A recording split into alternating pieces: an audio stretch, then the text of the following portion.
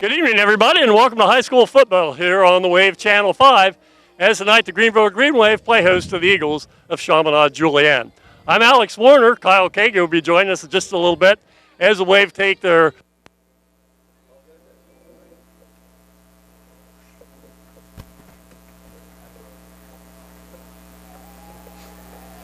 disconnected.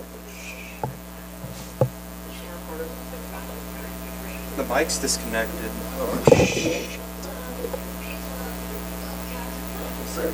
Okay. Let's talk about this ball club tonight. We've gotten off to that 2-0 start, wins over Eaton and wins over Stebbins. This Chaminade ball club comes in, probably one of the tougher teams we'll have on our schedule. I can hear him in his headphones, but he goes in and out. I can't hear that. No. Yeah, the mics are still working up here, but this down here isn't. It's cutting in and out. We'll have to tell them. They like to blitz a lot of people. Obviously, defensively, you're going to have to tackle. And then probably the most important thing is we can't turn the ball over and give them short fields. We have to manage the game and not give them any openings. Had a good week of practice. Yeah, we had Yeah, it's random.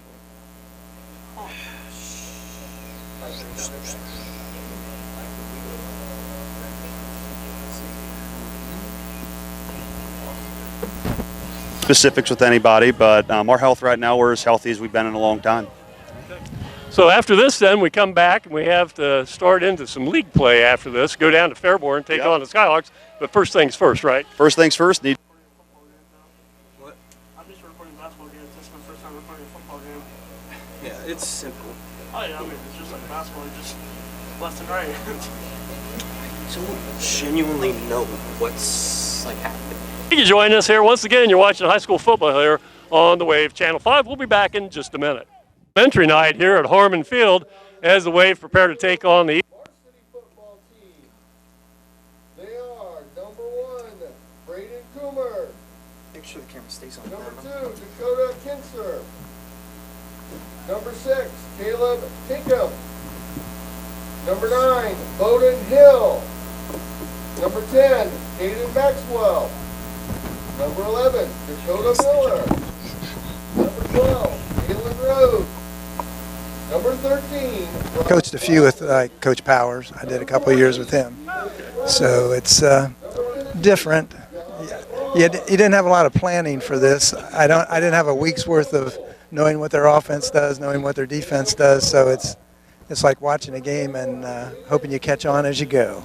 Well, we're certainly looking forward to having Call out here.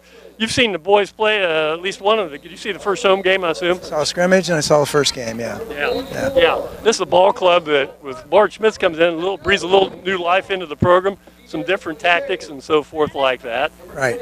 Change sometimes can be difficult, but having been on the staff already and the kids knowing him, it would have been a lot different than if he'd have been a new coach coming in completely from another community. So, but anytime a person takes over a program, they have an idea of things that they would like to change, something that they want to try and see if it works.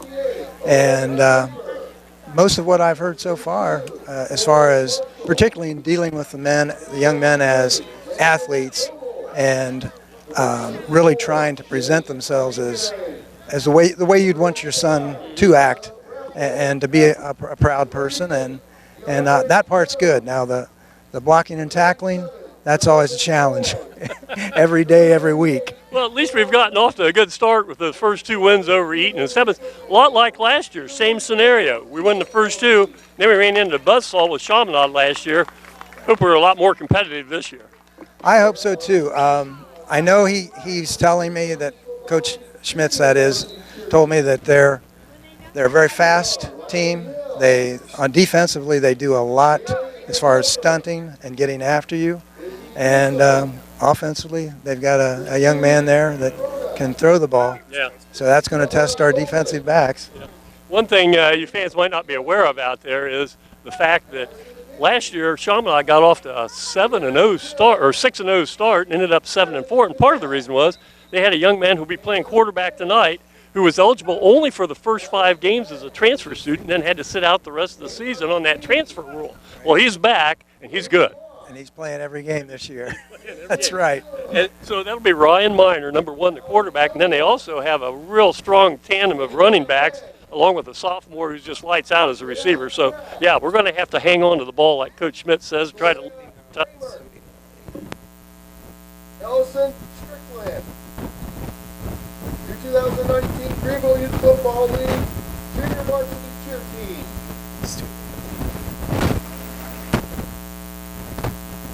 And now introducing 2019 Greenville Youth Football League Junior Varsity Team. They are number 3, Mason Thompson.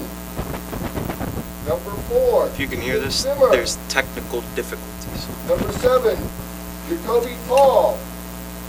Number 8, Kyle Singer. Number 10, Jason Weiss. Number 11, Logan Inman. Number 12, Aiden Young. Number 13, Landon Lee. Number 14, Casey Hickey. $12 for $10. Welcome back to Harmon Field here on GPAT Channel 5 as the Wave prepare to play host to the Chaminade Julienne Eagles. Alex Warner along with Coach Kyle Kagi bringing you tonight's action.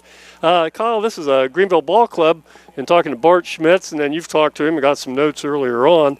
Off to a 2-0 start, 5th in the MVL in total offense, averaging about 237 yards a game, and then 4th in the league in total yardage given up on defense. So averaging 17 a game, offensively giving up 8, and that's an improvement over last year. Oh, definitely, definitely.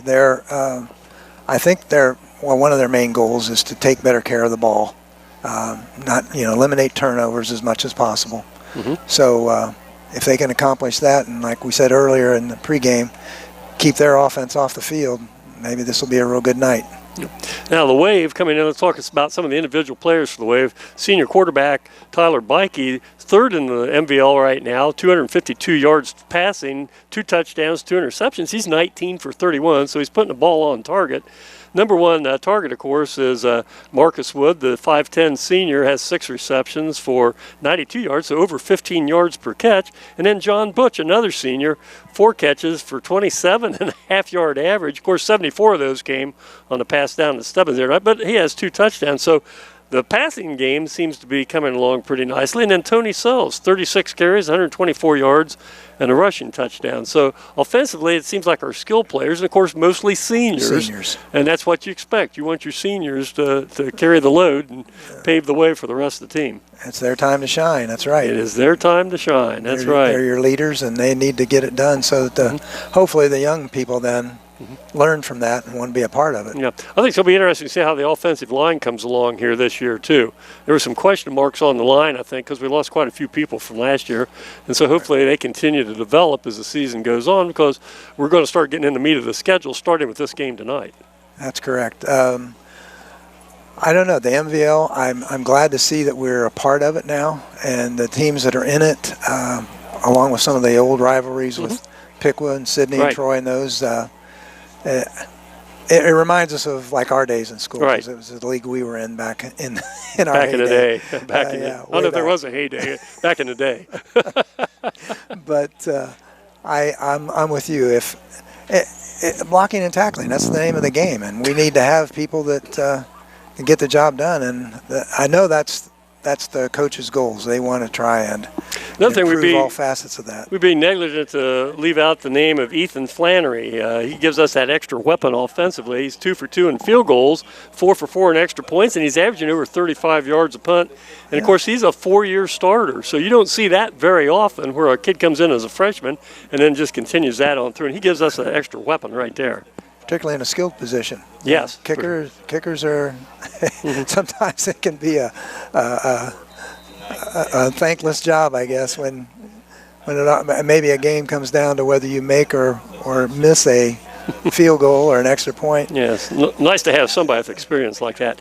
Also, then on the defensive side of the board, John Butch leading with 16 tackles, has an interception. Marcus Woods, 13 tackles, an interception.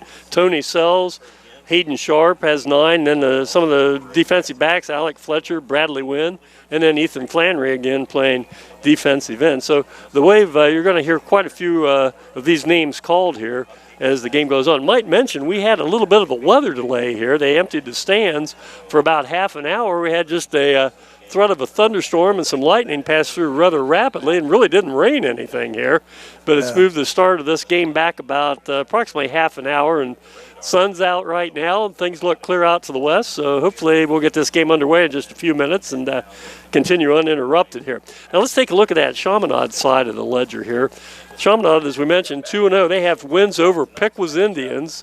First weekend of the season, 28-7, and that's kind of a comparison there because I think we'll match up with Pickwick pretty well this year. So kind of gives us an idea there. And then they beat a team out of Cincinnati last week, Woodward. Oh, Cincinnati Woodward pounded them 56-8. They come in averaging 42 points a game offensively, only giving up a little over 7 points a game, and so this is a ball club that we take a look at. Yeah, we take a look at some of their players. This is a team that beat us down there at their new stadium in Chaminade. Of course, that's right downtown off of Route 35, just east of Interstate 75. Right. Beat us 58-16 down there last year after we'd won the first two games. So like I said in the pregame show, kind of similar scenario there. And then also. They started 7-1, as we said last year, and because of a new transfer rule that the state put in, kids that transferred in, because this boy that we're going to talk about a lot tonight, number 1, Ryan Miner, their quarterback, started at Stebbins his sophomore year, transferred mysteriously to Chaminade, and then went gangbusters the first 5 games, and then had to sit out the rest of it. So, right. This Miner, 22 of 29 passing, 282 yards, 2 touchdowns, 2 interceptions. Some names we're going to call quite a bit, and they've got some really good skill players. Marquise Henry, averaging 9 yards per carry, has 4 touchdowns, and then his running mate, Quincy Johnson, averaging over 10 yards a carry, has 3 rushing touchdowns. And then they have a sophomore wide receiver who's averaging over 11 yards a catch, 15 receptions the first 2 games, and a touchdown. So some skilled people there that we're going to have to keep under control. Yeah, that's similarities there with the 2 touchdowns, 2 interceptions. That's similar to our quarterback. So, but as you said, you don't start off and go 5-0 without any talent. And I didn't get to see him play last year, so I'm interested in seeing him in action. And as you say, they've got a running game that looks to be extremely strong. So hopefully our defense is ready.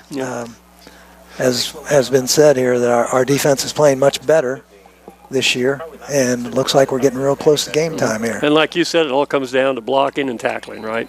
Right. Yep. Well, hey, we're going to come back in just a little bit. We'll have started tonight's contest. Already have 1 game in the books here in the league. Last night on a Thursday night, Pickwick beat Stebbins 27-10. Then Kyle and I'll take a look at some of the other games going on around the Miami Valley League as well as here in Darke County. So we'll be back in just a minute here as you watch high school football on the Wave, Channel 5. Well, the coin toss saw Greenville win the toss and elected to defer to the second half. So Greenville will kick off and defend the south goal, and Chaminade will receive and defend the north goal. And Kyle, the weather's cleared out of the area, and hopefully we have uninterrupted play. Sound like Elmer Fudd there, but uninterrupted play here the rest of the evening here on a nice night at Harmon Field. We have a nice clear sky above us. I wouldn't want to be in Ansonia or somewhere up there north. It looks a little dark that direction, but we'll take what we get. Well, let's just play ball here and see what happens. So now they turn it around as the team's lined up wrong. So Greenville will kick off and defend the north goal, and Chaminade will receive, and this will be Ethan Flannery to kick off. And back deep for the Eaton Eagles is number 4, and that's Keon Owens. They told us to skip the N. It's Kenyon, the way it's spelled, but it's Keon Owens. And then they'll have 1 more deep back here, and that's going to be number 23, 24. I can't tell. A little late getting out in the field there. Who is that? Number 20. 20. Okay. Mark White. Well, Ethan Flannery put a couple balls in the end zone on the opening night of this campaign. Here we go. Bangs it, and here we go. And it's going to come down, and it's going to be White to pick it up at about the 15. White tries to get outside. Get him here. And the tackle's made about the 27-yard line. That's where Chaminade Julienne will set up shop. Of course, Chaminade was a huge Catholic boys' school back all through the late 60s, 70s.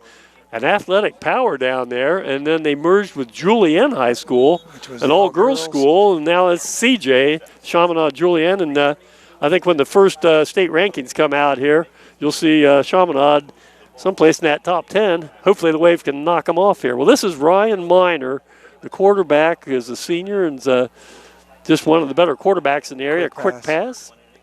And a gain of about 9 with a flag on the play. That's going to be Completed it to Owens. Yeah, just a quick little out. One thing, when we played Eaton here, we noticed that we give a little bit of a cushion on the outside with our corners.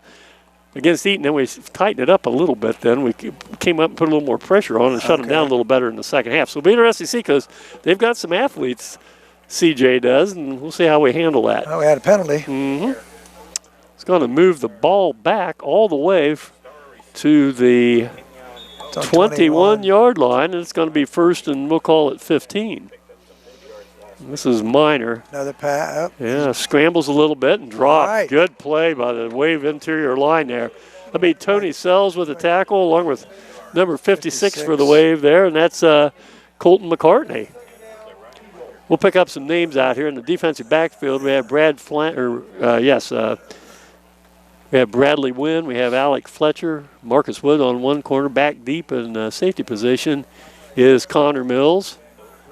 Tony Sells along with Hayden Sharp and John Butcher, the linebackers.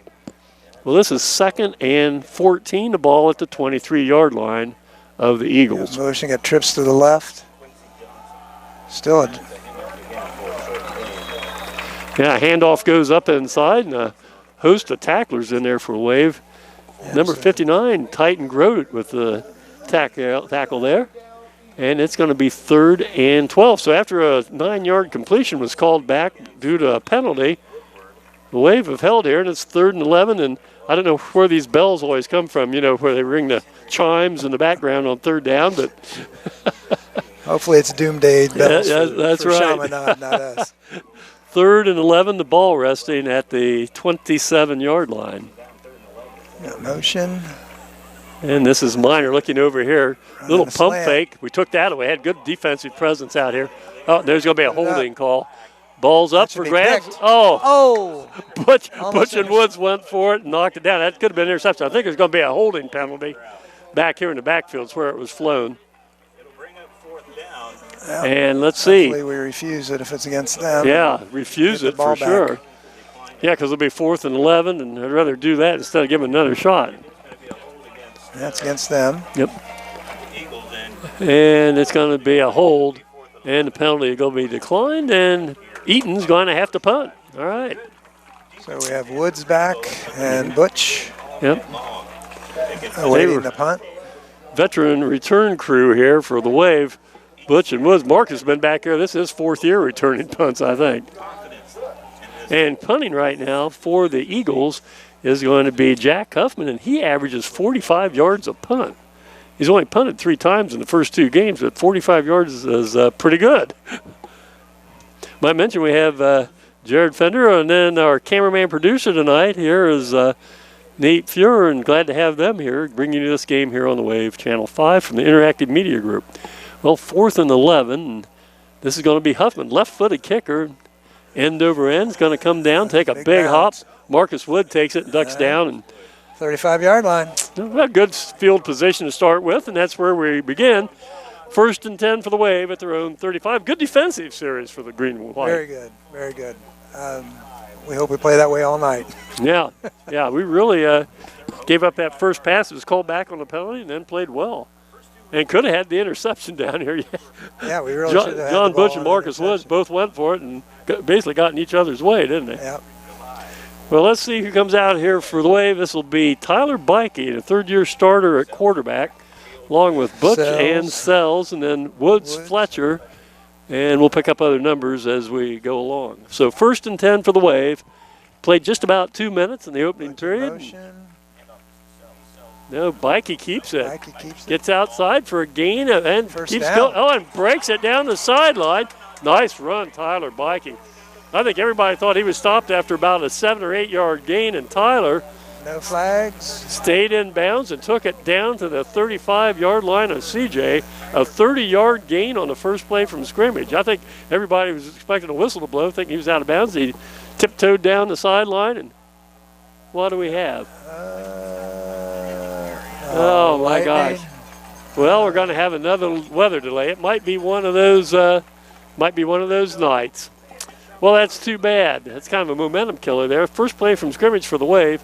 And they take it down to the CJ 35-yard line, and evidently lightning's been detected in the area. And so after we had about a 30-minute delay here to start this contest, now it looks like we're back in the same thing. Ty. I might mention Ty House is down in Hilton Head right now. He said that not much damage from the hurricane down that way. But so this is Alex Warner and Kyle Kagi here, and I'm trying to pull up my radar here and see what's happened out there. So he didn't have to do any cleanup to enjoy his vacation? He did not. He said maybe a little landscaping. Well, it looks like it's all north of here, up mostly around Union City. But anyhow, well, there is an even 10 minutes to go here in the first quarter, so we got 2 minutes of play in. And good defensive stop by the Wave, and then a 30-yard gain on the first play from scrimmage. So we'll take this time out, and hopefully it's a short one here, as you watch high school football here on the Wave, Channel 5. We don't want to lose. Welcome back to GPAT Channel 5. Alex Warner along with Kyle Kagi. And we've had about a 2-hour delay, weather delay here. Lightning's been detected out to the north. We had no rain here or anything like that, but every time we thought we'd get ready to resume play, another shot of lightning. And so with that 30-minute rule, it just went on and on. Kyle, we might be out of here by midnight if the game continues at this pace. Maybe 1 o'clock in the morning. So. At least the halftime shortened. Yeah, they shortened the halftime. Make the band happy. And I will say that just about everybody stayed around here in the home stands, and God love the people from over Chaminade, Julienne across the way. It looks like they've hung around too. So anyhow, so what would normally be about the finish of a ball game around 9:30 on a Friday night is going to resume here. We've played 2 minutes in the first quarter. In case you just joined us, Chaminade received the opening kickoff, and Greenville held him defensively, forced a punt, and then on the first play from scrimmage, Tyler Bikey rolled around left end, tiptoed his way down the sideline for a 30-yard gain. And so when play resumes here in just a moment, it'll be Greenville ball 1st and 10 at the Chaminade Julienne 35-yard line. So we'll see if we can get this underway. And how is that as a coach? What do you do with the kids? You know, you've done this for years and years, Kyle. Oh. What do you do for like an hour and a half, 2 hours? Nothing productive. Nothing productive? That's probably right. Keeping them. I've never seen one this long. I don't remember any that if we ever had any. I don't remember it being this long. So that would have been terrible. And with the facilities that they use at halftime now, at least we used to go back to the building. Right. And you had the nice gym that you could sprawl out in. Now they're in the park garage. So yeah. Well, and then the visitors are underneath the stands over by the old swimming pool here at Harmonville. That's even worse. Well, God love them. We'll see what happens here. Some other games going on around the area, and some of them are nearing completion down south. They probably didn't have any delays. Up north, I know Versailles at Coldwater is not going to kick off to start until 9:30. Tri-Village was trailing National Trail at halftime. Ansonia missed Sinawah Valley. That's always kind of a bloodletting for those two small schools up north. Hadn't kicked off. No show about Arcana and Bradford. And then, in the Miami Valley League tonight, Fairborn was at Tip. Belmont at Sydney. Preble Shawnee has a 28-0 lead over West Carrollton at halftime. Xenia was big over Franklin. Butler was a commanding lead over Wilmington, and here we go. So let's resume action. 1st and 10 for the Wave at the CJ 35. So Bikey comes out to Marcus Woods, gets a block, and picks up maybe 4 down to the 31. You know, that's one of those things, Kyle. Marcus Woods, so quick and everything, you want to get the ball in his hands as much as possible, I think. Yeah. Those passes in the flats like that, I watched a practice the other day for a little bit, and I did see the backfield receivers working on those types of plays quite a bit. Well, Bikey looks over, gets the signals, waving the huddle. You know, sometimes they've gone they've gone a no huddle look. I kind of like seeing him in the huddle every now and then. I think he's a Yeah, little more well, organized sometimes. I think that was part of their strategy for the night, though, is to Kill time. to use as much of the time Yep. of the 40 seconds that you've got in between plays as possible Mm-hmm. to Well, keep their offense off the field. right. That's Tony Sell. Stop for no gain, and this will bring up a 3rd and 6. The ball at the 31-yard line. Again, we just resumed, so there's still 8 minutes and 55 seconds to go here in the first quarter, and that was 2.5 hours ago when we kicked off, right? Well, no, it wasn't quite that long because we had a weather delay at the start. Have wide receiver split wide right and left. Bikey rolls out, has some blocking, has some time, Nice. and hits Marcus Woods inside the Down about 15. 12. Nice play. You know, they rolled him to the left. The right-handed quarterback rolled him to the left, but had blockers in front, gave him enough time to find Marcus downfield. And that's a nice 16-yard gain down to the 13, make it 18-yard gain. I thought Mikey turned his shoulders real well to make that throw on the run, too. Good technique there. Yes, it was. So 1st and 10, the ball at the CJ 13 as Greenville tries to I formation. draw first blood here tonight. An isolation play to the right. There you go. Now, when you say isolation play, what's that mean? Well, probably attacking. They like to attack where the linebackers are stacked behind the others, where the openings are. So they'll put the fullback will be the lead back through as a blocker for the tailback, who's getting the ball from in the handoff, and it's a good power play, particularly tackle in between the tackles. They gained a yard on that play, so 2nd and 9, the ball at the CJ 12-yard line. And again, Kyle, like you said, they go in that huddle and take time off the clock. And this is going to be Johnny Butch. Turn it upfield. Nice open field tackle by CJ, but a gain of about 4. That was John Butch on the run, if I'm not mistaken. On the 8. Yeah, so this will be a 3rd and 5 at the 8-yard line. I like the way Bart Schmidt's game planned this out. Like you said, just taking a lot of time between plays. We done a nice job of moving the ball downfield here in this first possession, even with a 2-hour delay. Yeah, we've used 3 minutes of the clock already. Oh, man. Dear, oh dear, oh dear. You know, Hang on that's to it. something. I know you had game notes from Coach Schmidt. You said they like to blitz their linebackers, and that's what happened there. Yeah, that's a loss back to the 14-yard line. 6-yard loss, bring up a 4th down, and Ethan Flannery, perfect field 2 goal. for 2 on field goals this year, as well as 4 for 4 in extra points. A young man, 4th year as the Wave kicker, and let's see if he can split the uprights here. The ball's going to be placed at about the 21-yard line, so it'll be a 31-yard field goal attempt. Let's see if Ethan can bang this through. Got to have a good snap. Tyler Bikey's going to be the holder here. Ball's down, ball's up, and partially blocked, No or did it go? No good. Now, was that partially blocked or not? I couldn't tell. It was short. Yeah. I don't know if he got it or a hold of it or Well, not. he's got the leg, so that's why I thought maybe somebody got a hand on that. Kind of came out of there like a dead duck, didn't it? Yeah, the snap looked good, and I don't know if Something just wasn't quite right there. Well, anyhow, that's too bad. We had a nice drive on our first possession, got down and had a 2nd down at the 8-yard line, and end up now with Chaminade taking over on their 20-yard line. This is Ryan Miner. Hands off inside, and there's a run inside. Gain of maybe 3 on the play. Tackle in there by Hayden Sharp. Yes.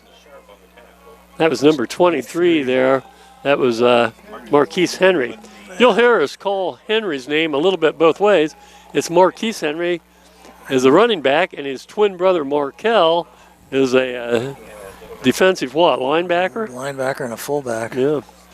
The Henry twins. So this brings up 2nd and 6, the ball at the 24-yard line is the Eagles. Deep motion. They bring it back to Oh, nice Nice. stick. Way to read it and drop 23. it. Connor Mills. He ate that up. Yeah, and he came up from a long way. He's played safety and came up a long way, recognized the play and got there and dropped him for a loss of 3. That's 3rd and 9 now. Well, let's see if we can hold him one more time here. Chaminade Eagles of the Greater Catholic League. They're in with Carroll and Alder, McNicholas. I think Fenwick's in that outfit. They So. got trips into the sideline here. Yeah, the short side of the field, huh? Yeah. Then they're isolated one-on-one out there, and that's going to be a handful. That's that Keon Williams. And who's guarding him? Marcus? Marcus, yeah. Get him. Nice. All right, Wave on fire defensively. Who was that? That Terry 55? Miller. That Terry Miller that got in there? Yes.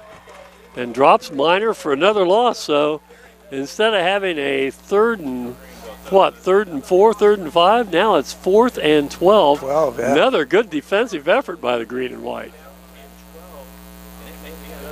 I see a little enthusiasm fire out there like Terry Miller exhibited that time. Connor Mill had to play before, so Wave looking pretty good defensively right now. Defense is doing what they had hoped. Well, punting from back near his 5-yard line. This will be Jack Huffman and Butch and Woods back. This will be the second punt of the night for the Eagles. They had good coverage. Oh, that's a line drive. Marcus takes it, spins out. And, hey, come on, Marcus. Get outside. Nice open field tackle, number 35. That's David Fredericks with the tackle, but Marcus put a little excitement in the crowd there, didn't he? Broke a tackle. Uh-huh. Unfortunately, it was going more east and west than north-south, but Well, he gained 30 yards side to side. Maybe got it 2 yards after he caught it, but nice effort nonetheless. Well, Greenville, 2 impressive defensive stops here on the first 2 Chaminade possessions, and with 3:56 to go here again in the first quarter and a scoreless game, Greenville takes over 1st and 10. Great field position at their own 47. all right. Twins motion. Oh, he slipped. no. Oh, he dropped the ball. And CJ got it back. Boy, and that's the one thing we didn't want to have happen was a turnover. Well, that's too bad. Well, let's see if the defense can come to the fore again here. That I'm not sure. Yeah, was the handoff mishandled, or did they just slip, or what? He looked like he slipped to me. I don't know if he the was. ball came loose, and boy, that's too bad. Had great field position. Now the field position switches, and for the first time in the ball game, CJ now will have the ball in Greenville territory. Yeah, on their side of the 50. Yep. Well, that's too bad. 3:52. This is Chaminade Ball Club that came into tonight, averaging 42 points a game, and we've shut them down here early. Ball back on the floor. Yep. Minor thought went they to were gonna hand get it it off, back. and it came loose, and I think Minor got it back, didn't he?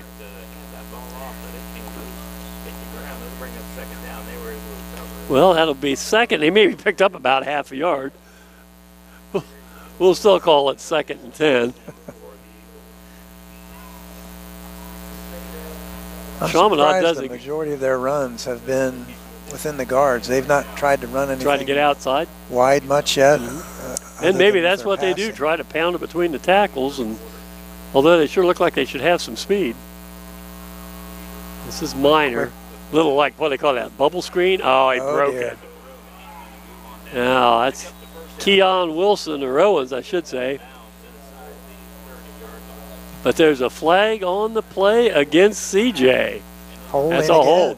That's the second time they've picked up some yardage and had to negate it. Destroyed their first drive of the game. The penalty. Well, hey, there's something we haven't heard for a while. The officials. That was if the referee had his mic on. We actually heard what the call was up here. So that's going to be a big hold. That's a 10-yard penalty, and this will bring up second and 20. Ball back at the CJ 43-yard line. Chaminade Julienne, again, they're right downtown Dayton there, just on the intersection, basically Interstate 75 and 35 East. 3 minutes to go here in the first quarter. I'd say it's like a run to the right. No? Minor's going to let it go and has his man, gets the yardage back from the penalty, and that's number 11. I think that's Jack Huffman, if I'm not mistaken. Well, they got their yardage back on the holding call, and now 3rd and 10, the ball at the Wave 47 once again. Big down here for the Wave. Another stop here. 3 stops in the road would be really That would really psych this ball club up, wouldn't it? Yeah, I would think if they could hold them here, that'll force them to punt. They'll want to try and bury us deep. Well, man in motion comes off the right wing. Minor back to throw. Had some pressures going deep. Dear. Whoa, overthrew him. That was Owens beat Marcus Woods by about a step, but the ball was overthrown by about 2 or 3 yards. And so here we go, 4th and 10. So once again, Wave held, and that was a key holding penalty that brought back what could have been a pretty good gain for the Eagles. Yep, that's 2 penalties that really hurt them in the course of the first quarter here. 2:10 left, and back is going to be Butch along with Woods and Jack Huffman to punt for the 3rd time tonight. Had a little pressure last time, left-footed kicker. Let's see if we can get in on him again. Need a bad snap or something, don't we? Don't get it. Oh, man, that was close. Connor Mills had a shot at it. Oh, dear. Oh, that's really going to pin us deep. Yeah, back at about the 1 yard line and maybe less than that. Inside the 1. Yeah. Oh. Wow. Well, that's too bad. Well, even 2 minutes to go here in the first quarter, and Greenville is really pinned back. Not a lot of room to operate there. I don't know that was the way he intentionally wanted to punt that ball, but it worked out well for him with a low kick, and it just bounced, and he really wasn't in a position to try and play it. That was basically a 46.5-yard kick inside the 1 yard line. No wonder he has such a good average. That's right. So yeah, averaging 45 a game. Well, he outdid his average by 1.5 yards. Well, here we go. Let's see. You're going to have to wedge it out somehow. What do you think? Quarterback sneak, or are we going to risk a handoff, or what are we going to do? Yeah, they're in tight. They're in there. Yeah, Mikey's going to try to get a yard or two, get a little breathing room. If nothing else, you want to get the ball out enough where you can have a little room for Ethan Flannery to punt. But well, we'll see. He gained what? Maybe a yard, maybe not even that. I think he got outside the 1 yard line at least. Yeah, this will be 2nd down. Let's see what Coach Bart Schmitz. Now, Bart Schmitz is his own offensive coordinator. He calls all the plays from down on the field with some input from the coaches up here in the press box. Let's see what the Wave come up with here. Yeah, you're right, they're in tight. Yeah, I don't know what happened there. I don't know if he's trying to hit Marcus Woods. Must have had some miscommunication there. I don't think Marcus was on the same page. Now, you know, in the pros and even in college, they call audibles. Do we have anything like that in high school? Oh, yes. Yeah. Well, then somebody missed the audible on that because Tyler had him one-on-one out here, and Marcus didn't take off. At least that's the way I look at it. I don't know. What do you think? Right. You know, whether or not they're using audibles this evening, particularly that down that far deep in your own end, but I know that teams do. Or it may have been something if he's a one-on-one that maybe he just, like you say, was on the wrong page and didn't know that coach wanted a one-on-one, try to outrun the kid. Yeah.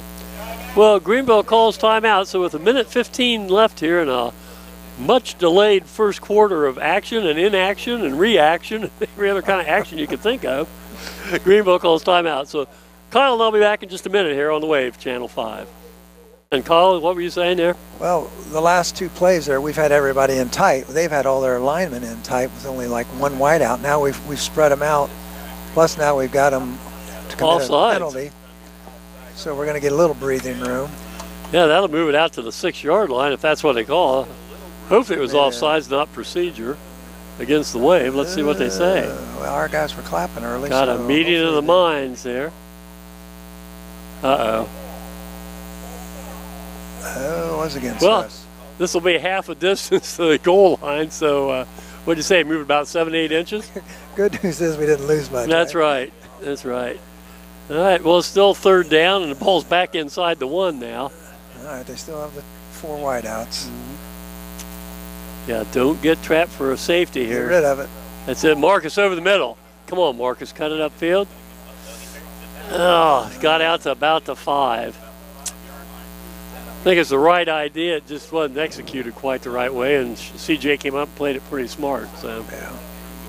That's a good play, good call, I thought, bringing Marcus across the middle there.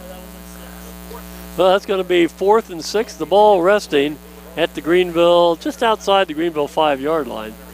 Well, Ethan Flannery has at least enough room now The thing you worry about here is if there's a bad snap, you don't want him stepping back on the Get a safety. end line for a safety, yeah. And we're not going to have enough guys out there. Marcus needs to get back out there. Okay, we still got 5 seconds left. We're going to have to get it off here, and Bart Schmidt's forced to call timeout. Yeah, he's not a happy camper, Coach Schmidt. He has to waste a second timeout now. That leaves me with only one timeout here in the first half. I'm thinking, was it Miller? Yeah, somebody. I think Terry Miller doesn't remember he was on punt team.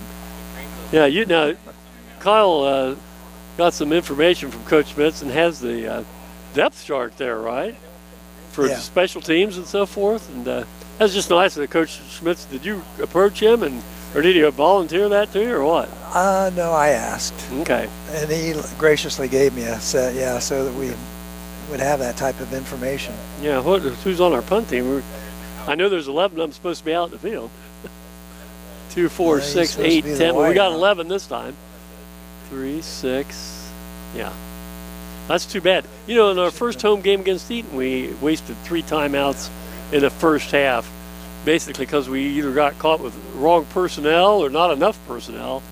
So this is Flannery back to boot. 27 seconds to go here in this first quarter, and Flannery going to kick from deep in his end zone. Bang it out of there.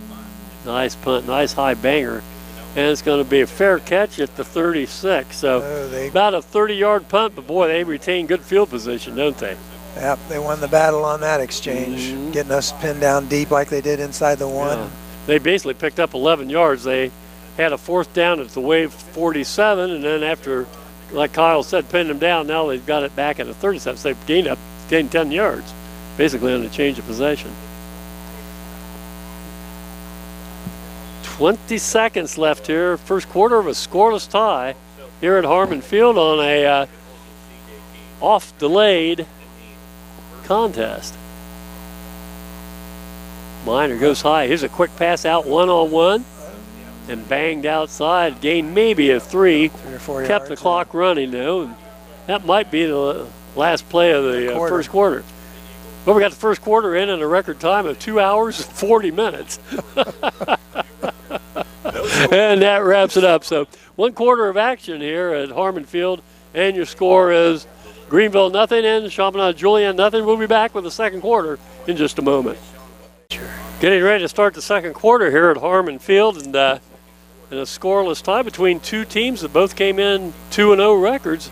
Conway kind of flipped it. The whole most of the first quarter was played in Chaminade's half of the field. Now it's all been played down here the last 4 or 5 minutes on the clock in Greenville's half. And the kicking game got him down there.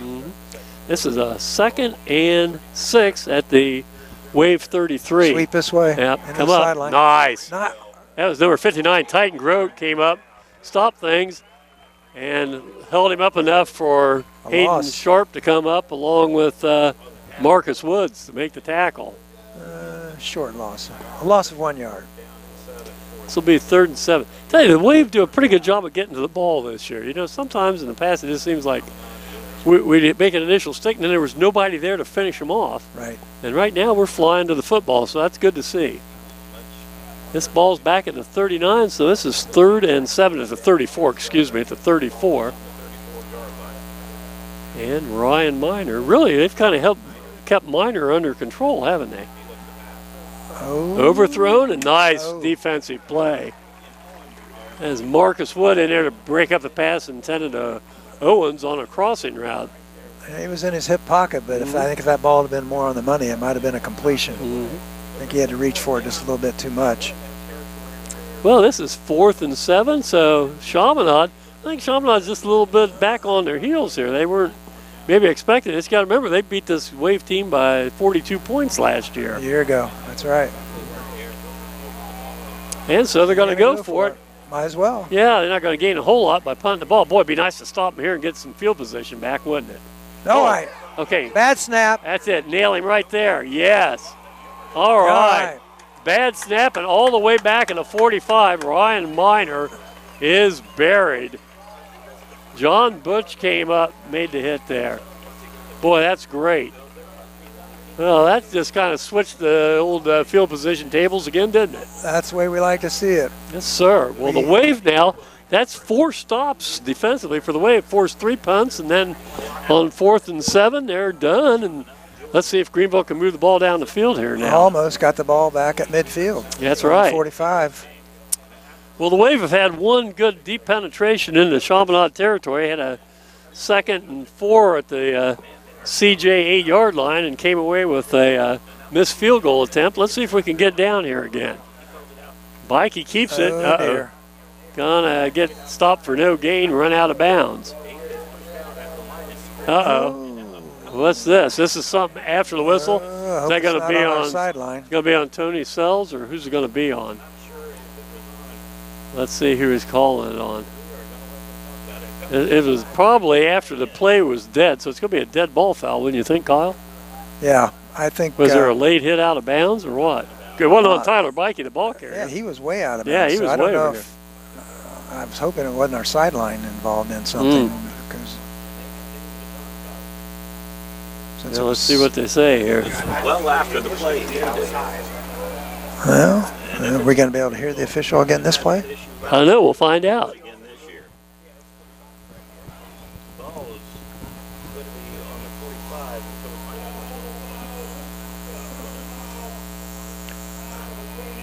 Yeah, I thought Tony Sells was involved. It could be offsetting. Yep. Offsetting penalties. Personal foul each way. One on number 49 for Chaminade, who is, let's see if I can find him here, Tyree Callahan, just a freshman. And then the other one on Tony Sells. Well, that's too bad, but at least they were offsetting penalties, so it remains 2nd and 10 now. Ball at the Wave 45. And they bring Tony out to let him think about it. And I like that, the way Bart Schmitz handles that.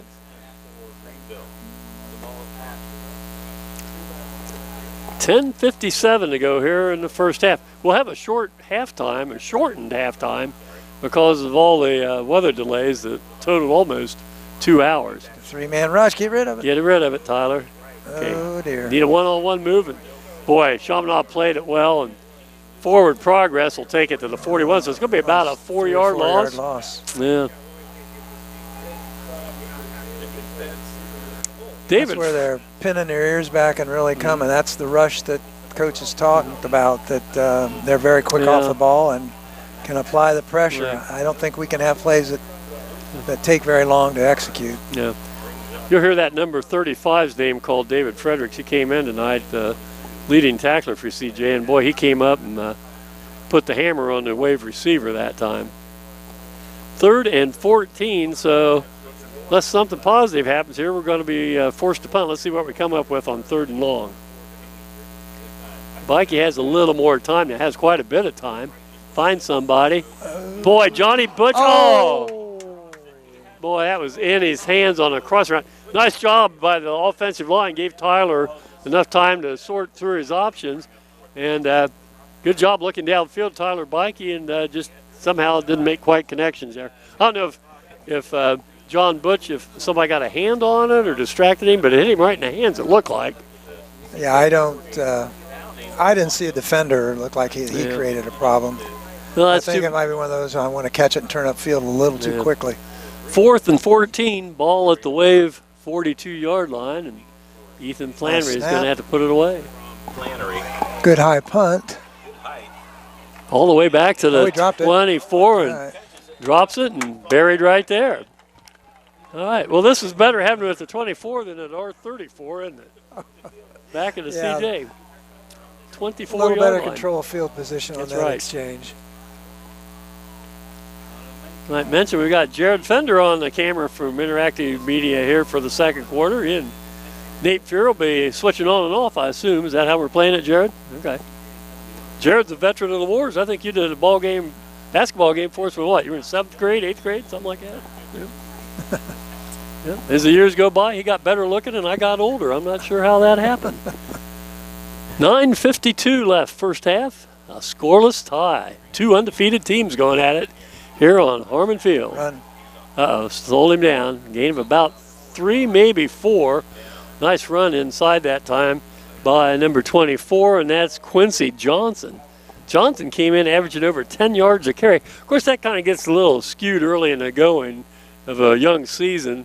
They put 56 points up on Woodward or something. So a lot of those points or a lot of those yards came in that second game, I'm sure. Yeah, it's a ball club that beat Pickwa's Indians in the first game of the season. So 2nd and 6. Here's the toss. Boy, open in space, and Marcus Woods breaks him down, makes the tackle, but not before a gain out to the 41-yard line. That's a gain of, what, about 14 yards? Yeah, he was wide open there. What, a little crossing route, or where did he come from? He came out of the backfield, either at a slot or in the backfield, because the outside receiver cleared the zone, and then he flared out into the flats. He flared in behind. And there wasn't anybody out there covering him. Well conceived play, and we finally were able to drag him down, but not before a 14-yard gain and the first down for Chaminade Julienne. Trips to the left here on us. Draw. Yeah, go the other way. This is going to be Johnson again, and he pounds ahead for about 5 yards out to about the 46-yard line.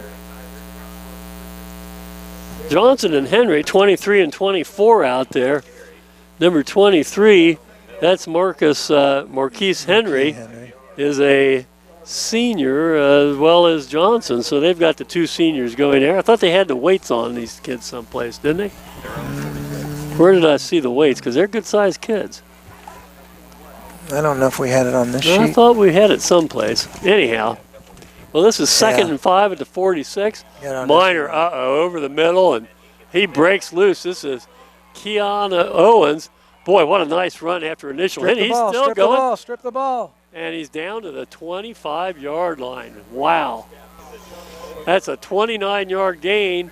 It was a nice pass, and we had him stopped. He broke loose, broke another tackle. Two came across the green and takes it all the way down to the 25-yard line. There's your weights, heights and weights.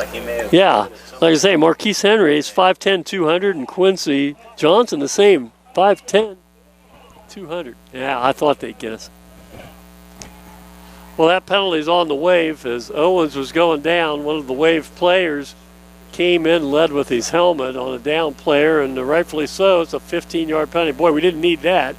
That takes it all the way down to the 12-yard line, and that's going to be 1st and 10.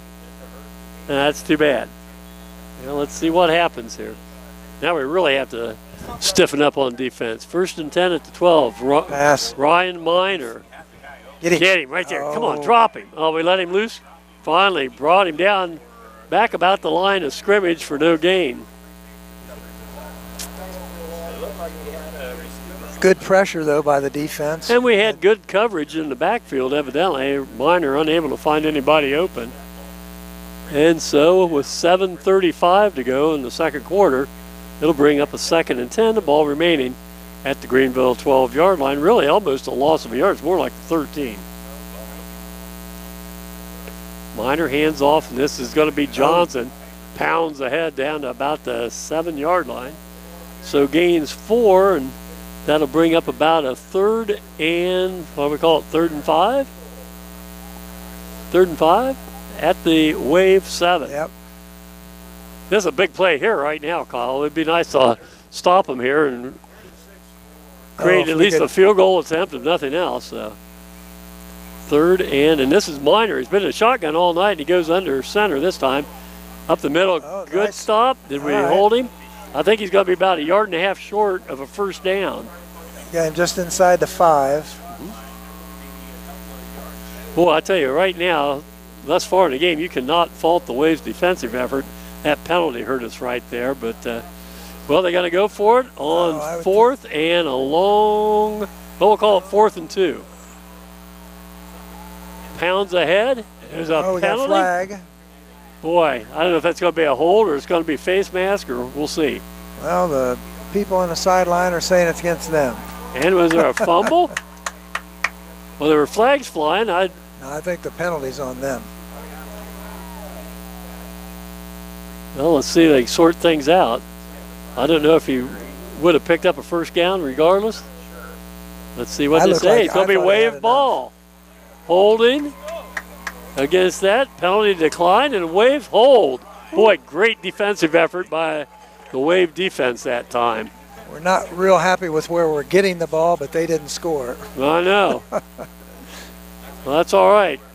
We'd rather have the ball at our 4-yard line instead of having them kick off, right? That's true. Where'd they place the ball? About the one. So that must have been a fumble then, because that would have been enough for the first down. No, they just called a penalty, didn't they? Yeah, it's Huh. not. Yeah, because okay. we declined it. We declined it. It's just inside the 2.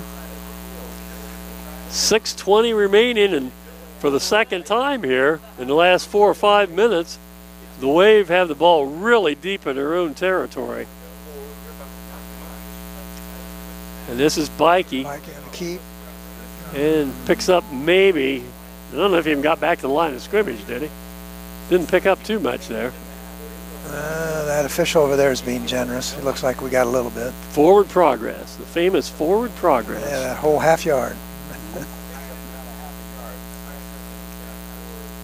And one thing we talked about in the first ball game, there's a new time clock between plays now. It used to be 25 seconds after the ball is spotted. Now it's 40 seconds when the ball's whistled dead. And we're using up most of that clock. It's down to 8 seconds. So, again, the plan is to keep the ball away from CJ as much as possible. Oh boy, there was a pass that was dropped. And that was a little high. Would have been a nice catch. As that tried to be, who's that? Marcus out there? I can't know. Marcus would know. Who is that? Alec Fletcher. Single digit. Yeah, There's Alex 8 or Fletcher out 9. there, the senior. Yeah, that pass was a little high. And it's going to bring up a 3rd and 10. Clock stops. 5:37 remains. You know, if you told me this would be a scoreless tie this deep into the second quarter, I thought, well, surely somebody would have put some points on the board by now. Bikey in the Roll out shotgun. this way. Gonna pass for his own end zone. They'll get trapped. Get rid of it. Oh, it's going to get. Okay, that's all right. He did get it far enough out of bounds. Tyler Bikey ends up with a Chaminade player on him about 4 yards out of the end zone there at the back. Keep him healthy. Looks like he's shaking up a little bit holding that arm. That doesn't look good. Yeah, hopefully he's just shaking up a little bit, nothing serious. Well, for the second time now, Ethan Flannery is going to have to punt from deep in his own end zone. What are we talking over here?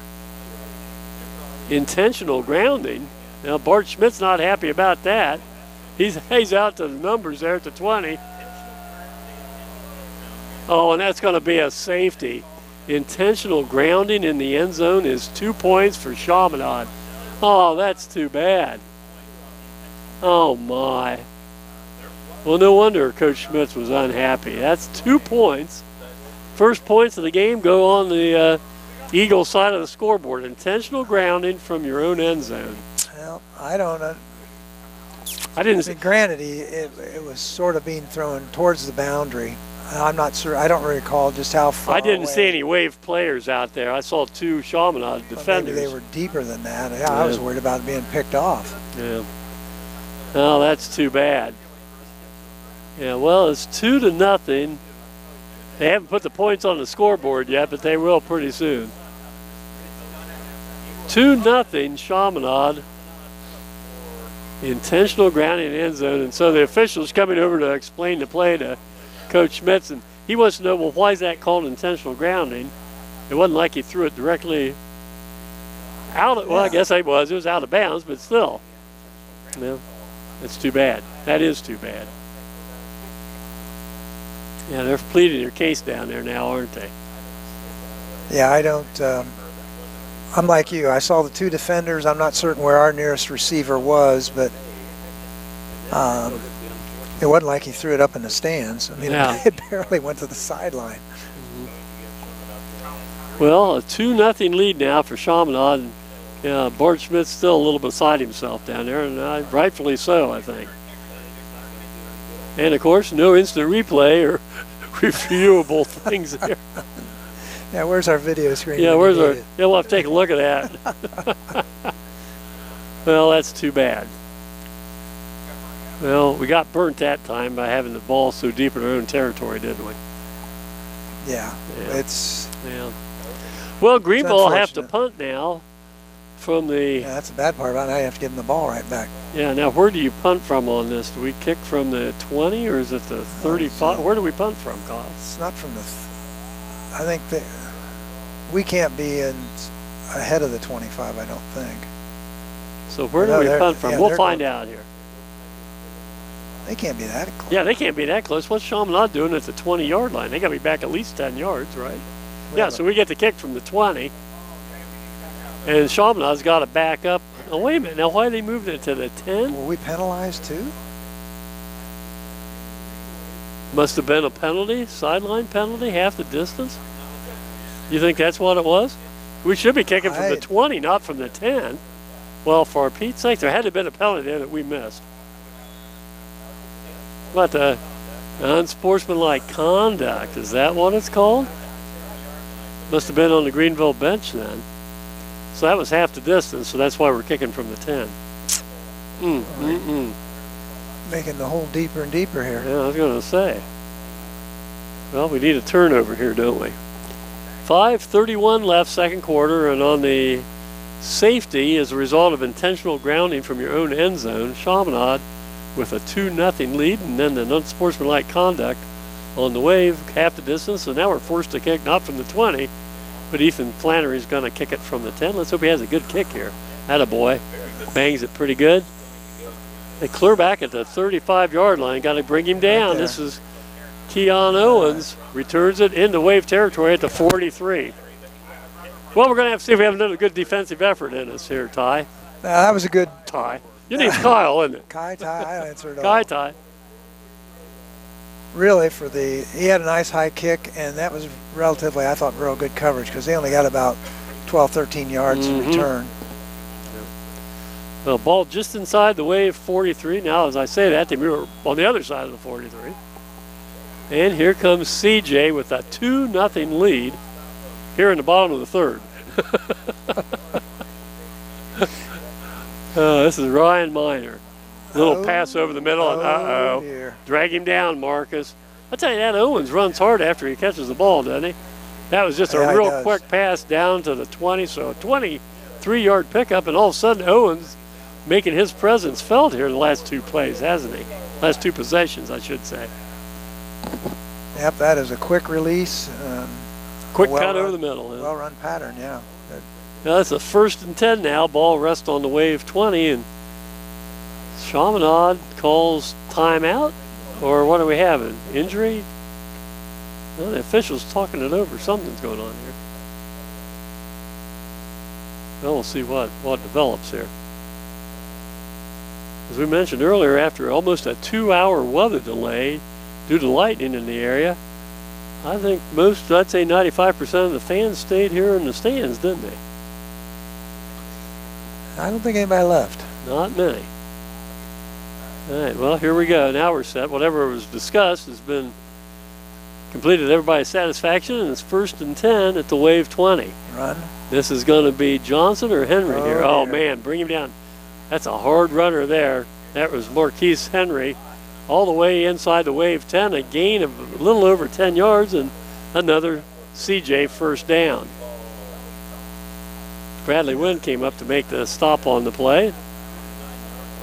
Henry's a 200-pound running back. That's pretty good size, and he has good. So I good say he speed. and Henry and Johnson both 5'10", 200 pounds. 1st and goal, ball inside the wave 10-yard line. A counter. Yep. Oh dear. That's Henry and into the end zone. And Chaminade has their first touchdown tonight, and they take an 8-0 lead. Explain to the fans out there the counter. Counter play is where the ball action and the quarterback's movement goes to the right-hand side of the line, but the one running back comes back across the pattern to the left, about between the center and the left guard. What's the blocking on that then? Well, it sort of depends on what the defensive front was. Usually you would have somebody pulling, somebody that is giving enough misdirection with the movement of the line going to the right. Okay. Well, Chaminade converts the extra point kick that time, and they take a 9-0 lead here, and that kick was by Jake Staub. So 9-0 Chaminade here in the second quarter, 4:35 left. Kyle and I'll be back on the Wave Channel 5 here in just a moment. Getting ready to kick off the Chaminade Eagles, as that's going to be number 17. The ball up, Jake Staub, who just converted the extra point. Marcus Wood's going to be back deep this time in single coverage, it looks like, back there. Well, that's too bad. What was a scoreless tie, all of a sudden here in the last few minutes on the clock, a safety for intentional grounding from the end zone against Greenville, and then CJ took the ensuing free kick and took it right down the field and pounded it in there. And here's a nice long kick, and it's going to be Wood at the 10. Let's see if Marcus can break one. And he's dropped at the 22-yard line. Good coverage by CJ. Marcus had some steam going there and just dropped like a sack of rocks there, wasn't he? They had at least 3 guys that got through there unblocked. Mm-hmm. He didn't have many places to try and make any openings.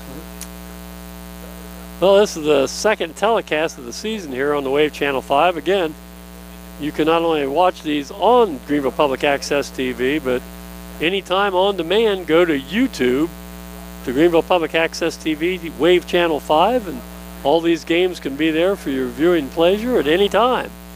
Well, Wave need to get some momentum going here toward the end of the half. This is Bikey. Tried to go out here to Woods, and that almost could have been called a I guess you could call that a forward pass, right? It's getting a little close.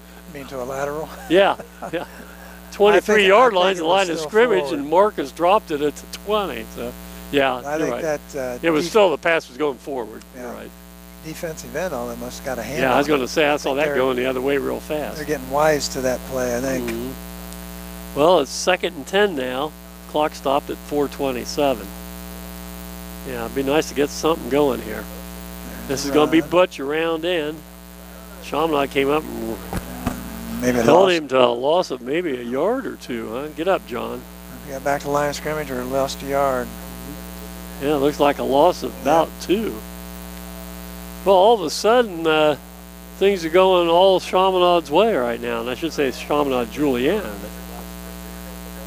Yeah, we need something to happen positive here. Yeah, we don't want to give them the ball back this half. If we can help it. We need a first down here. Oh, Mikey dear. in trouble. Yeah, Yeah, he's going to get stopped for no gain again, or maybe a loss of another yard. So, well, those 3 plays didn't produce a lot of positive for the green and white, did they? Incomplete Nope, pass and 2 1 or 2 yard losses, and all of a sudden, 4th and 13, the ball back at the just outside the Wave 20. That's why I say this whole quarter basically has been played in Greenville's end of the field, hasn't it? Yeah, it's hard to say whether we, lost some momentum with that long break. Well, I think the momentum really shifted on a couple punts that pinned us deep, and then the intentional grounding call. Flannery bangs it out here, and Owens stays away from it. It's going to roll down to the 35-yard line. So, 45-yard punt there by Ethan Flannery. And well, right now with 2:56 to go in the halftime, or Kyle, we got to stop them here. We can't let them put any more points on the board. Oh no, we can't. We can't afford to get down. If we go in the locker room and we're down 9-0, knowing we've played well for the most part, then you come back out and get after it. But boy, we've got to stop them here. Just keep them off the board.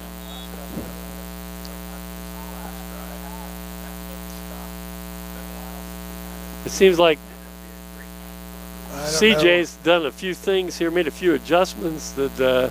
Other than Mikey's initial long run, I don't know how many long plays you can say we've actually had. Yeah, there's a stop for maybe a yard, if that, inside the Wave line that time. Came up with a stop. That's going to be on Titan Road, along with Terry Miller in there. 79 is who's that? Elliott, if I'm not mistaken. No, Wes Schaefer. Wesley Schaefer, yeah.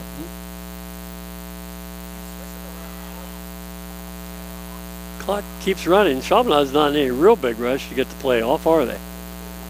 I would have thought they'd been a little more They appear to be confused fast-paced, with what The the play clock's under 8 seconds wide now. out to the left for them is confused. They as might to have what to call formation timeout. he's Now they're going to supposed be in. snap it with 2 seconds left. Over the middle, high. Oh, man. Boy.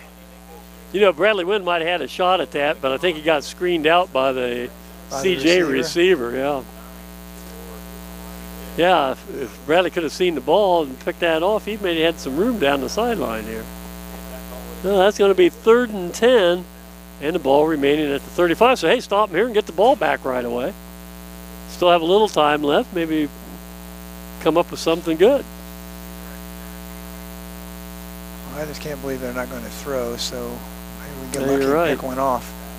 Minor has a man open and got his foot down. No, out of bounds. And there's a flag in the backfield, so that'll be holding. So, Kyle, we're either going to have a 4th and 10 or 4th and 11, or we're going to have a 3rd and 21. I think we'll decline that. I think I'd be declining it, yeah. I don't think they have to think very long on that one. We want to get the Holding ball back. and decline it. Get the ball back and see what kind of 2-minute offense we have. You know, that's about at least the second, maybe the 3rd penalty we've declined tonight, and all justifiable. Right. Yeah, get the ball right now. All right, 2:01 left, and like I said, let's see what kind of 2-minute offense we got. Right? Need a bad snap? Hey, we Oh, almost just got about it. doggone. Uh-oh, come on. Oh, he's going to kick it. He got it. Oh, nice kick. Oh, wow, that was a big play by their punter. So Jack Huffman not only made a nice catch on a high snap, he rolled out, got the kickoff rugby style. Looked like one of those Australian kickers. Yeah, pounded it all the way down to the 22. So that's a 28. That's a 43-yard punt on the run. Well, maybe that 45. Keeping his average. Yeah, that 45-yard per punt average is pretty much right on. Okay, so 150 left. 1st and 10 for the Wave at their own 22. It's not bad field position, but Well, it's better than the 2 times we got it inside the 2 or 3 yard line. Yeah, that was the turning point. Twice they pinned us down there and were able to take advantage of it. All right, Tyler Bikey brings them out. Have 2 wide receivers here to the left and the handoff inside. And picking up maybe a yard, maybe 2 on the play was that Sells carrying the ball? 29, yeah. Sells. Tony Sells. Sells came in as the Waves' leading rusher on the season. Had 124 yards rushing in the first 2 ball games. Tough yardage. You're right. We haven't had too many big plays, have we, Kyle? No, we got to. Hopefully, we could break something here because we're running out of time to run very many 6-7 yard plays. Mm-hmm. And get On the other hand, Butcher we don't want to get Woods too open. Yeah, we don't want to get too daring here. We want to be able to. Yeah, I saw him come over and shift. Come on, Tyler. For his life. That's it. Get out of bounds. Hey, it's going to be a first down, though. First down, yeah. Mikey was tackled, but I think by one of his own teammates on the sideline. All right, first and 10 for the Wave. Out to the 32. Unfortunately, we had to really almost what you consider waste 2 timeouts there early in the ball game because we didn't have the right personnel on the field and forced Bart Schmitz to call 2 timeouts because now we only have 1 left. If we had those 2, I think, well, maybe we can get down and at least maybe get a long field goal attempt. And it's going to be a handoff smothered for a 2-yard loss. I think we're going to be content to go in at half. Yeah, I think right now I would too. Tony Sells got plastered that time. Yeah, really, we could run just 1 more play, and unless CJ calls timeout. Of course, they have a full complement of 3 timeouts remaining, so we'll see. You think they would have used 1 by now, wouldn't you? I think everybody just wants to get in and think things over. And again, it's going to be a short halftime. Yeah, just 10 minutes. 10 minutes plus what? 3 to loosen up, and that's it. I don't even know if the Greenville Band of Pride will make it out on the field. I doubt it. Might play the halftime show from the bleachers at the north end there.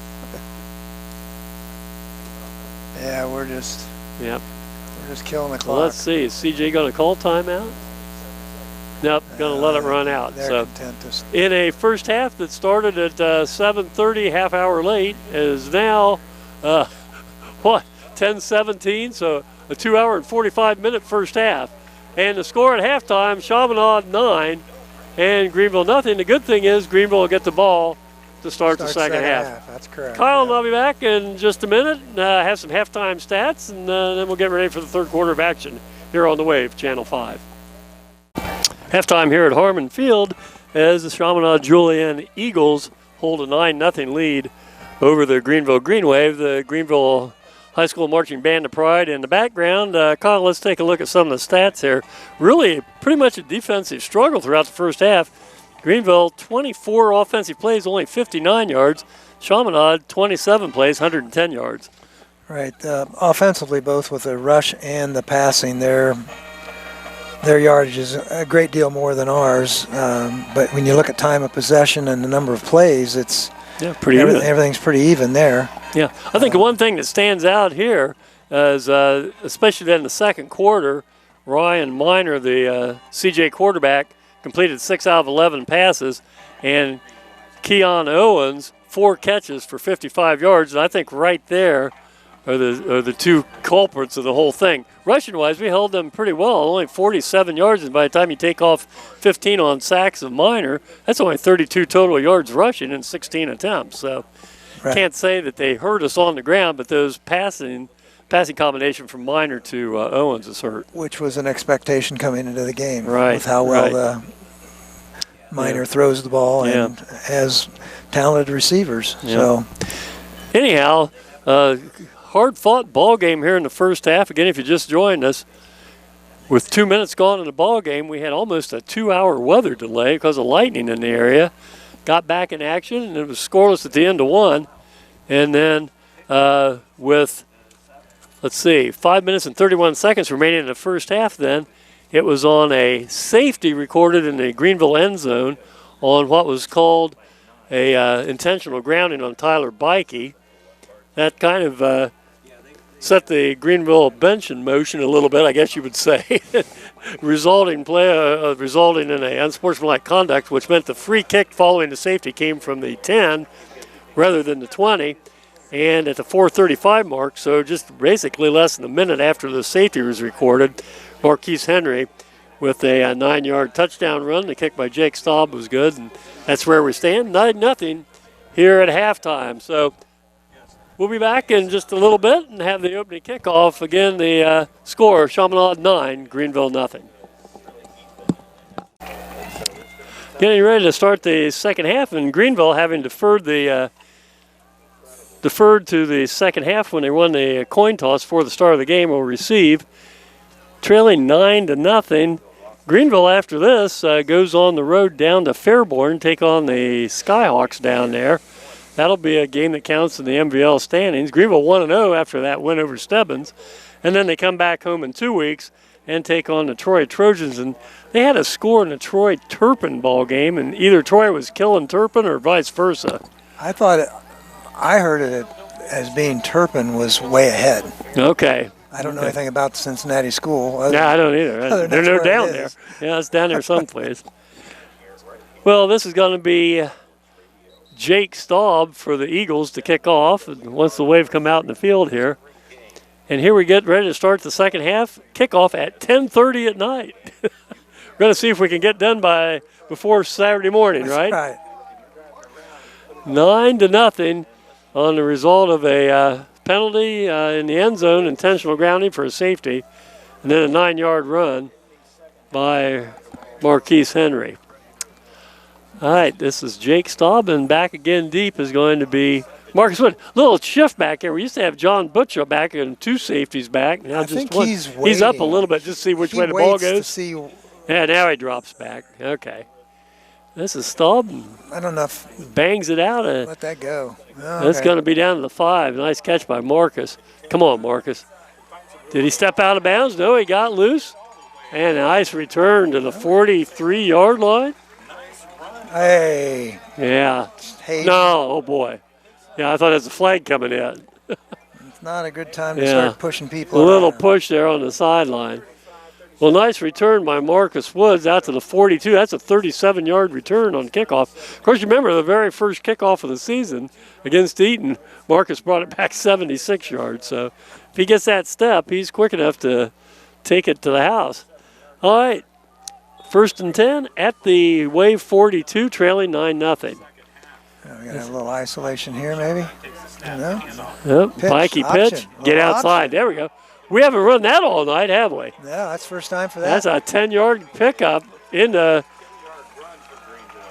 Eagle territory and a first down. Yeah, it's the first time we've run an option. Don't want to show everything in the first half, right? I guess not.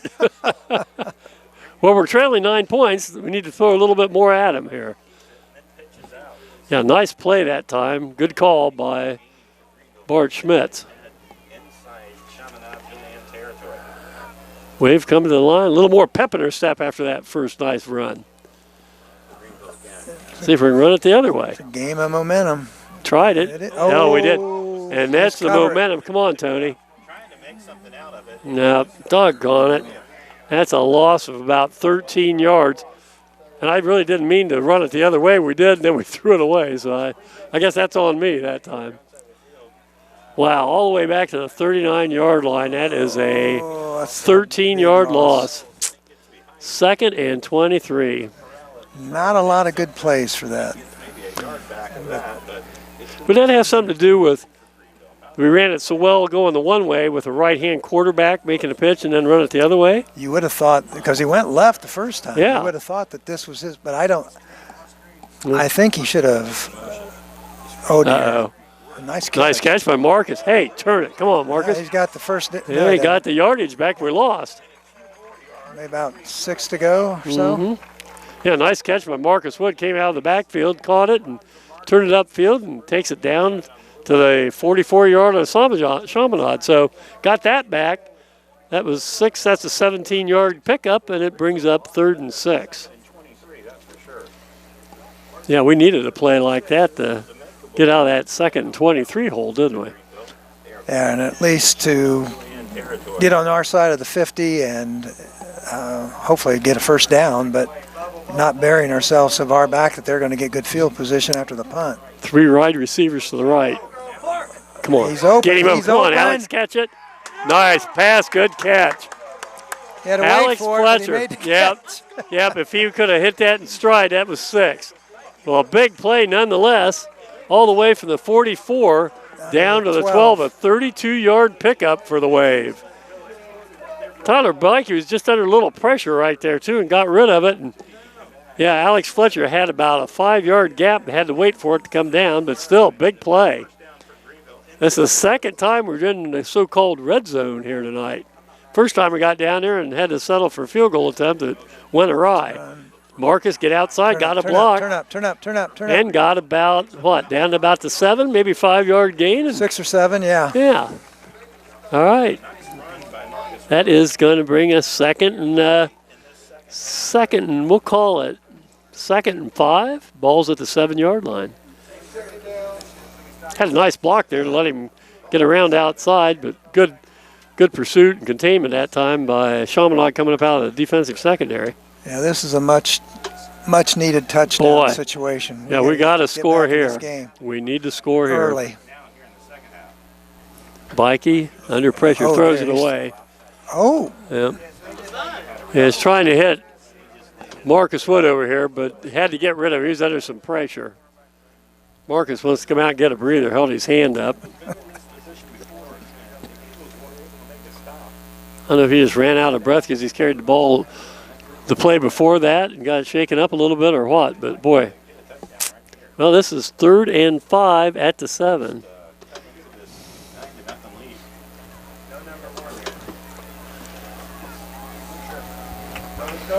Crowd trying to get the Wave inspired here a little bit. Let's see if we can come up with a positive play here. And Bikey rolls right. it's in the Under corner. pressure. Throws, and caught. Who came in and caught that for the touchdown? Is that Who caught that, Fletcher Kyle? again?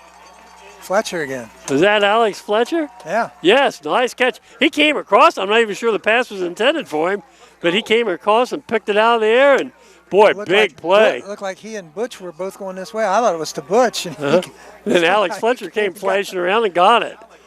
Well, he plays basketball, good rebounder, had good strong hands and pulled it down. And boy, that is a huge play, makes it 9-6. Let's see if we can't put the extra point on and draw within 2. I tell you what, Chaminade didn't anticipate this coming up here tonight, did they? Oh, man, and he missed it. Yep, okay. Wide left. I tell you, Chaminade's had pressure on his 2 kicks. I think they partially blocked the first field goal attempt, and that time they got in there and really pressured it. And there's something down. 63 for Greenville's a little hot out there. Is it on us again? Who is that? I don't know what the referee's saying here. That's Alex Strait, number 63. Running into the kicker, is that what they called? Yeah. Well, that's going to move the ball down about what, about a yard and a half? 1.5 yard line. Yeah, I think you're going to re-kick or you're going to try to go for. I think we're just re-kick it, don't you? 2 at this point. 2 doesn't do you isn't much gonna- good, does it? Doesn't make a No. difference, yeah. Doesn't make any difference. Well, they need to have a little better protection because twice Chaminade's come in there and put a lot of pressure on the kick. I don't know which. Try it one more time here. Yeah, he's been coming in off this right into the Greenville line. Oh, they Up the faked it, middle. Flannery. Come on, Ethan, bang it in there, buddy. Nope. Nope. Boy, good defensive play by Chaminade that time. Well, they tried to trick play as Mikey handled the snap, flipped it to Flannery coming around, and so the score remains 9-6, but the Wave back within 3 and 9:24 to go. Nice way to start the second half, and we'll be back here and with the kickoff as you watch high school football on the Wave, Channel 5. Well, that was a good way to... Okay. 9:24 to go here, following a Wave drive that started at our own 42-yard line, took it down 58 yards for the score, and Flannery kicks off, and this is going to be taken about the 8-yard line, 9-yard line. Uh-oh. Oh, nice tackle. Good That's open a little field tackle. 33. He's just a little squirt. And Dominic Baker, 105 pounds. Sophomore Dominic Baker. Yeah, he stopped him right now, didn't he? Yeah, he Wow. hit him low. Where'd he come from? Oh, 105 pounds, huh? Look at him getting congratulated on the sideline. All right, well, 1st and 10 for the Eagles at their own 32-yard line. Oh, he's pumped up now, isn't he? Wow. Well, it's the first possession, the second half for Eaton. Let's see if the Wave can stop him, get the ball. Who did I say? Eaton. Well, they have purple pants on, too. It's late at night. It's past my bedtime call. It's almost 11:15. This is Minor. Rolls back under pressure and throws. Well, let's see if they call intentional grounding on that one. Evidently, they won't. That's the difference in the ball game, basically, right now, is that safety on the grounding penalty. Yeah, again, first half, Chaminade a total of 110 yards offense.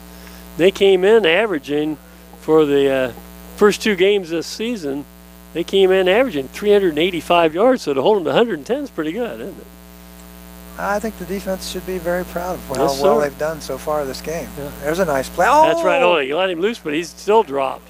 he got away. Oh, he got away and still, boy, what a great run. He was stopped twice for a loss and then no gain and then picked up the first down. Wow, good hard running. That was Marquise Henry, wasn't it? Yeah, 23, yep. Oh, wow. Boy, if we'd have stopped him there, we'd had him in 3rd and 10, 3rd and 11. Now a first down all the way out to their own 43-yard line. Yeah, I thought he was stopped at least twice, didn't you? And then he popped loose particularly in the there. second time. I Yeah. thought they had him because there was no movement, and all of a sudden he came out. Yeah, good hard running by the senior running back. Here's this little play out here. Right. All right, And nice tackle. Bradley Wynn, good open field tackle. Gain of 5 out to the 48, but a nice play by junior defensive back Bradley Wynn. 2nd and 5 out of the Greater Catholic League, the Chaminade Julienne Eagles.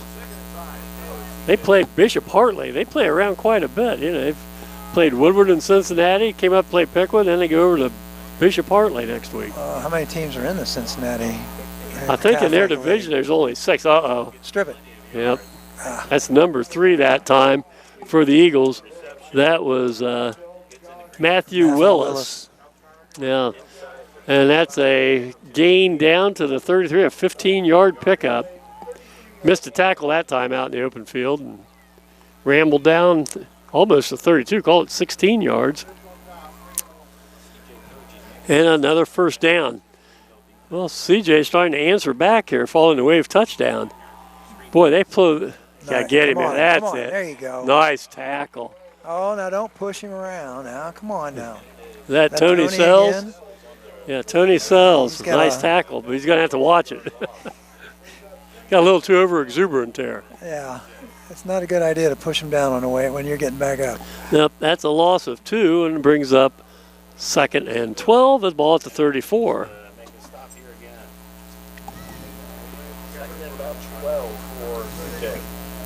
Wide receiver spread out wide left. Minor goes the other way, throws he's got a it. quick Nice release. catch. He does. He throws a hard ball. His touchdown field hasn't been great. He's made some passes when he needed to over the middle. But boy, he gets a quick release like you said. Yeah. That brings up a 3rd and 6. The ball rests at the Wave 28.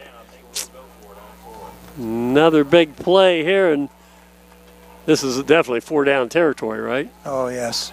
Yeah, they're not going to. Although I thought their field goal kicker was. He hadn't made a field goal all year. He had a Yeah. strong leg as far as his warm-ups, but it's always different warm-ups Yeah. than the real deal. But Yeah, and he hasn't made a field goal all year. Of course, maybe he hadn't been called on to make too many. This is Minor on 3rd and 6. Oh, get him, get him. Oh, man, we had him. He's going to run for it. there's a Doggone. block in the back. Yep, good. They call it? Yes, they did. Oh, Yeah. you're dreaming, 81. That's what let him loose. All right. Tony Uh-oh. gets a little. I was going to say, that second flag came in really late. I hope that's not against Sells. Well, the block in the back is definite, but where did the second flag come from?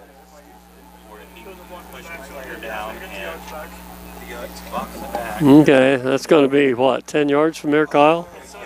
Yeah, it should be. I don't. They didn't call 2, did they? Well, they have the second Would have been flag. offsetting if they did. He's marked off 10. There you go. Let's see what we got here.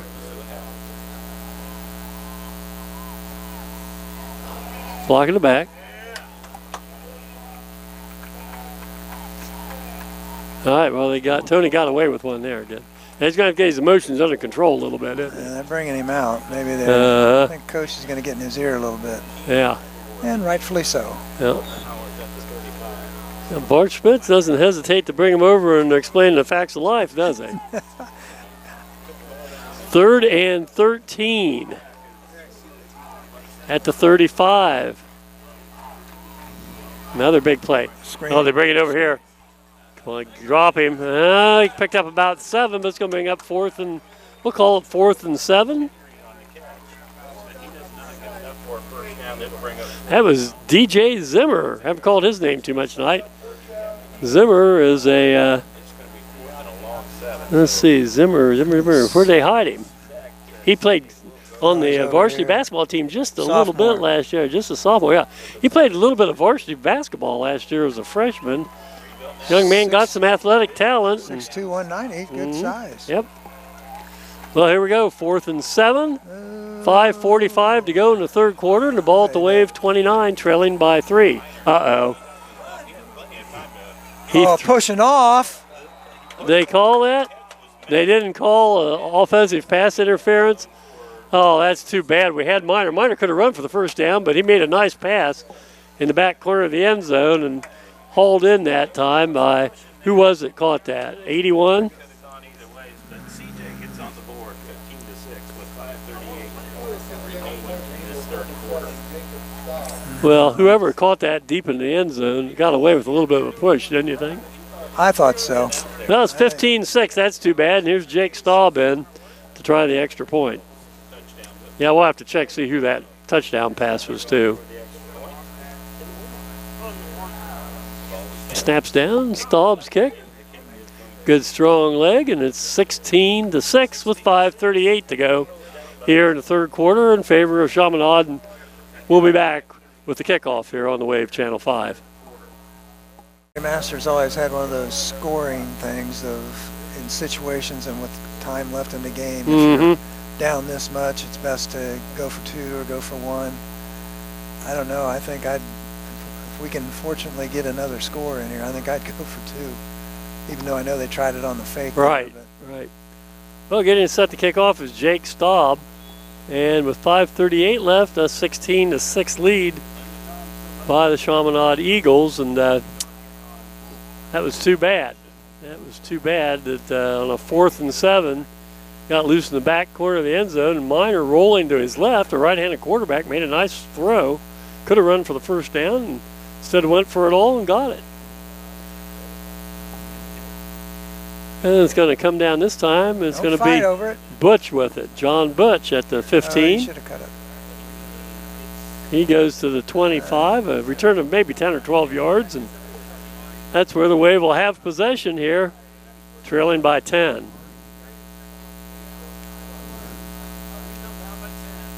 Chaminade in the Dayton Daily newspaper this morning, I think was 2nd or 3rd in Division III in the area rankings, if I'm not mistaken. And the Wave given them everything they want tonight, haven't they? Oh, it's been a good game.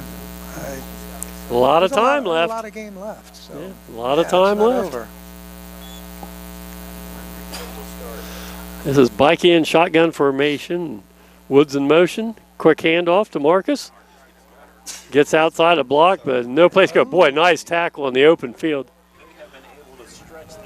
Did that guy come off of Butch's block and still make that tackle? Yeah, who was that? Number 13? That was Jeremiah Tanksley, a junior. Yeah, that was a nice play because Marcus tried to cut outside off that Butch block. And Tankersley just played it well. Nice open field tackle, gain of a yard. Another one of those cases where he ran about 35 yards and picked up 1. We've had a couple of those where we're east-west when we need to be going more north-south. But that was a great defensive play that time, fighting off the block, making a tackle. Bikey's going to roll. He's in trouble, boy. This is not a pass play either. That was close to being a late hit. That was a design run that time. That was number 44 that time for Chaminade came up and made a nice defensive play. That was Cooper Mullins. So the outside linebackers on either side of this defensive unit, and they played what, 5-3 pretty much? 5-3. Is that what it is? Yeah, made a couple nice plays back-to-back here. 3rd and 11, they'll walk off their outside linebackers now. They'll just have a 3-man drop rush. Back, yep. 4:39 on the clock, 3rd and 11 at the 25. Bikey has some time, get rid of it. That's it. Good catch. Nice catch. John Butch, but he's going to be a little short. Stopped about the 34-yard line. Is that where they give him forward progress? Yard and a half. Yeah, going to be a little short. Yeah, you got to punt it. That's a nice catch by Butch that time. And good job, Tyler Bikey, staying in the pocket. Had some protection, too. And was able to step up a step or two and found Butch coming across the middle. Unfortunately, we need to be just about 2-3 yards a little deeper on the pattern, didn't we? Yeah, Well, we got a timeout called by. They use one? Yep, there's theirs. That's the first timeout they've called all night. Again, if you take a look at the schedule coming up here, so the Wave at Fairborn next week. Then we come back for Troy. We come back after that. Our next home game, I think, is West Carrollton for homecoming, if I'm not mistaken. Then we go on the road for a couple against Piqua and, let's see, is it Piqua and Vandalia Butler. Then we finish the season off on senior night, and that's going to be here at home against the Sydney Yellow Jackets. So, like I said, That's the answer to one of those trivia questions the late, great Bill Booker always used to throw at us up here. And so, what 3 schools has Greenville played the most in high school football? That'd be Sydney, Troy. And? Pick one. Pick one. Yeah. 1926, the formation of the original Miami Valley League, and that persisted through 72. our high school years up to 72. fall of 71. Was that the last year? Right. Yeah, fall of For football, 71. for football, For football, yeah. Then it broke up, and all of a sudden, here we are with the original schools back with a few others, and a 10-team Miami Valley League starting this year. Flannery pounds it out of there. Yeah, bounce. Give us a good bounce, and it does. All the way about to the 11-yard line. If that's the case, 39, that's a 54-yard punt. Where are they going to mark it? At the 16, 17. So 33 and 15, 48-yard punt. Oh. All right, let's see if we can put a little pressure on Chaminade by putting them deeper in their own territory to start this possession. Yeah, they're due to make a mistake. Yeah, you know, we looked at those first half stats. That kind of caught me by surprise, too. They had 4 fumbles and lost 1. I don't remember that many fumbles that they put the ball on the ground, did you? I didn't either. That's why. Oh. Well, That's why I looked at stats that don't lie, stat. right? Not if they're accurate. Okay. This is going to be minor. Here's another one of those little passes. You know, they've hurt us on that passing game, haven't they? That's their bread and butter. Yep. Now, that takes it from the 17-yard line out to the 34-yard line, a gain of 17. Yeah, they've started doing that more as the game went on. Minor has that quick release, gets it out in the flat, and they turn it upfield. And if it's not 5 yards, it's 15 yards. Well, he has good height. He has very quick feet, and when he gets set to throw, he has a very quick release. So that's why they won 5 games with him last year. Yeah. And that rule still is still in effect this year, do you know? As far as I know, they haven't changed it. Yeah. So the deal was if you transfer from one school to another, it used to be you sit out the first half of the season, and then all of a sudden you were eligible for playoffs and tournament games and everything. So they decided, well, let's don't do that. Let's make them eligible the first half of the season and not for anything in the second half. Yeah, that's going to be Johnson, if I'm not mistaken, up the middle that time. 24. Yep. Yeah, Quincy Johnson. And gain maybe of 3. We'll call it 2nd and 7. Ball at their own 37-yard line. Ball placed at the 37. You know, this might be one of the later games to get finished up tonight, although up north, you never know what happened up there. Versailles Coldwater hadn't kicked off till 9:30. Oh. Yeah, And Sonia Miss Cinema also. They'll be playing tomorrow, like you said. This is Minor on 3rd and 7. Tried to go over the middle and missed his man. Coverage that time by Marcus Woods. Tell our defensive backs getting a workout tonight, aren't they? Having to run a lot. They're going to earn their money tonight. Yes, sir. And he has good receiver. It's a nice ball club. It's got good skill people. Yeah. It's a talented offense. Yes, it is. And to hold them to only 16 points has been kind of a testimony to how well the Wave defense have played tonight. So this is 3rd and 7. Ball remains at the CJ 37. Let's stop them here and force a punt. Yep, Minor back. Uh-oh. Ooh, that was almost a one-handed catch, wasn't it? That's a nice effort out there. Who is it? Number 20? 27? 81? Looks like 81 Is and it 3. 81? 81 and 3 were the last 2 guys walking there. Well, I don't even have an 81 on the program for that. I thought it was like, well, we got old eyes up here. I thought it was, well, who knows who that was. Made a nice effort. We need younger eyes up here, right? I guess, or binoculars. I think what we need, either binoculars or else we need brighter lights, a lot brighter lights. Yeah. Okay, so force the punt. Okay. 2:35 to go. Wave trail by 10. Oh, Boy, that's that's a a line bullet drive. kick. Nice catch by Marcus. No, no, don't complain. Break free, Marcus. Good run. Good job. Yeah, Marcus takes it all the way back to the 48-yard line. That's about a, what, Midfield. 15, 16-yard return. kind of skipped and hopped and skipped his way through there and turned it upfield. 2:25 remaining here. Still a lot of game left. Mm-hmm. Uh-oh. Hey. Okay, called an unsportsmanlike conduct foul on Chaminade at a dead ball, and that's going to be a 15-yard march off. And instead of the wave 48, that'll take it down all the way down to the 35 now. Yeah, farther than that. 48 be to 33.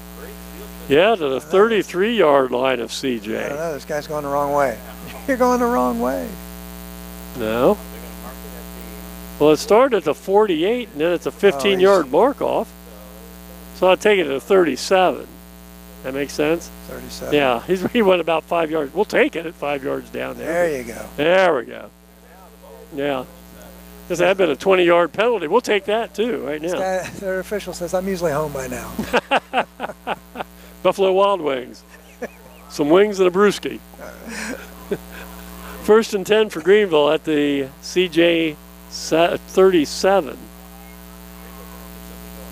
Quick pass. That's it. Bradley Wynn with the catch. Oh, no. Oh, no. Hang on to it. Recovered by the wave. Who is that? Alex Fletcher?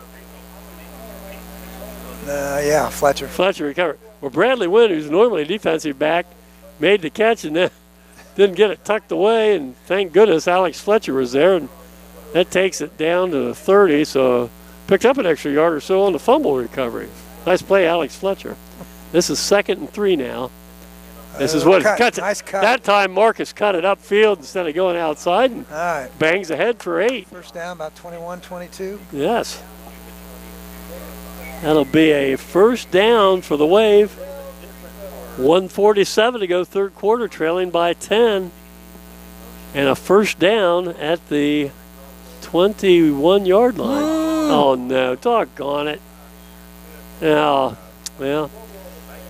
Darn. Boy, that takes it all the way back. That's a loss of 16 yards. Ugh. Boy, that was at the wrong time, wasn't it? Yeah. I got blocked by this post as the play opened up. Did we fumble it or the snap, or was it a bad Snap's too snap? high. Bad snap. Oh, my. That's the trouble. One of these days we'll get a new press box here along with some new stands down the road. Because right now, where Kyle and I stand, right covering basically 15 or 20 yards is a post. We just keep bobbing and weaving. And I weaved when I should have bobbed. Oh. Come on, Tyler, turn it. Got enough speed to get around him. Run it, run it. Fakes the toss and pulls it down. Gets the gain maybe of about 3 yards to 32. And that'll bring up a 3rd and 22. A bunch, yeah. 3rd and a lot. That's right.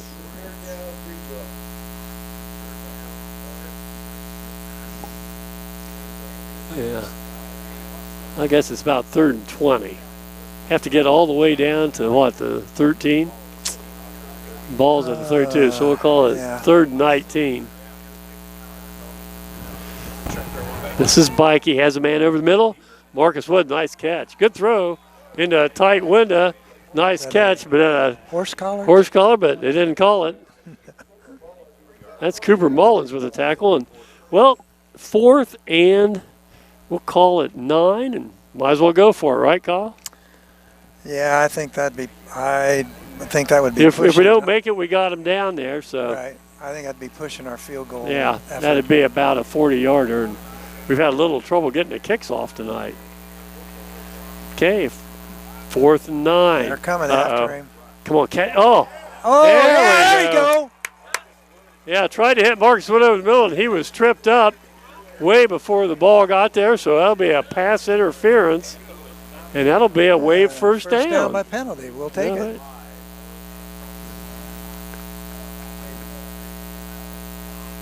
Yes.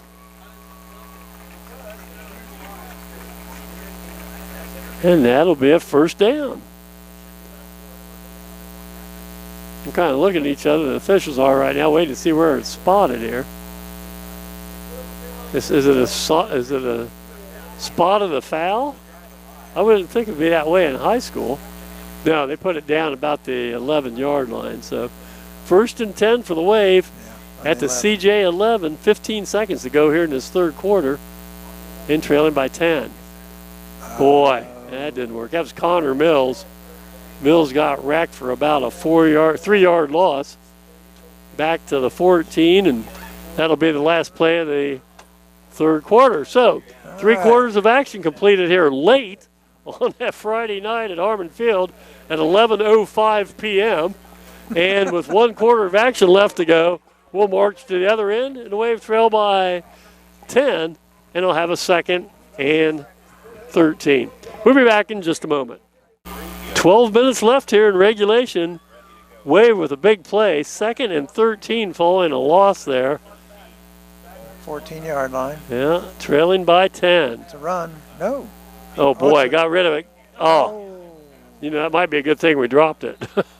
That would have been a tough catch for Hayden Sharp. And right there for the Eagles was number 17. That was Noah Bernica.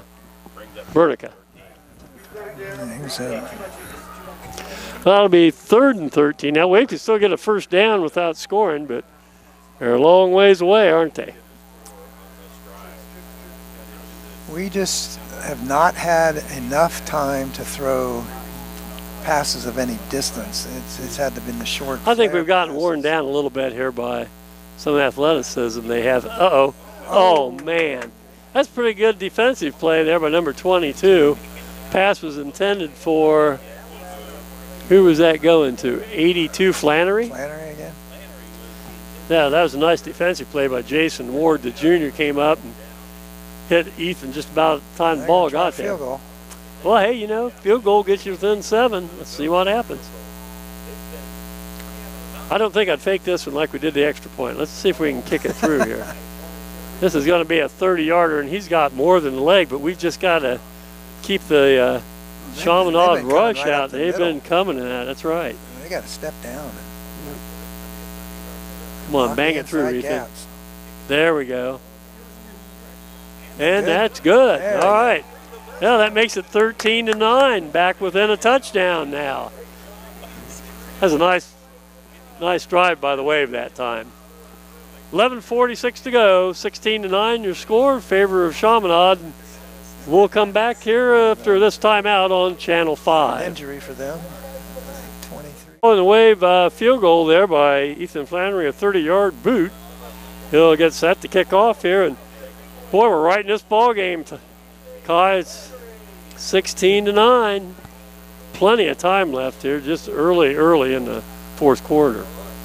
Need another defensive stop, don't we? Oh, yeah, we cannot afford to give them another score in this last quarter. So they're going to get good field position. Yeah, it gets hammered down about the 32, 33-yard line. That's White on the return. A host of Wave tacklers over there, it looked like. So, 1st and 10, ball's going to be spotted at the 32-yard line. 3 and out.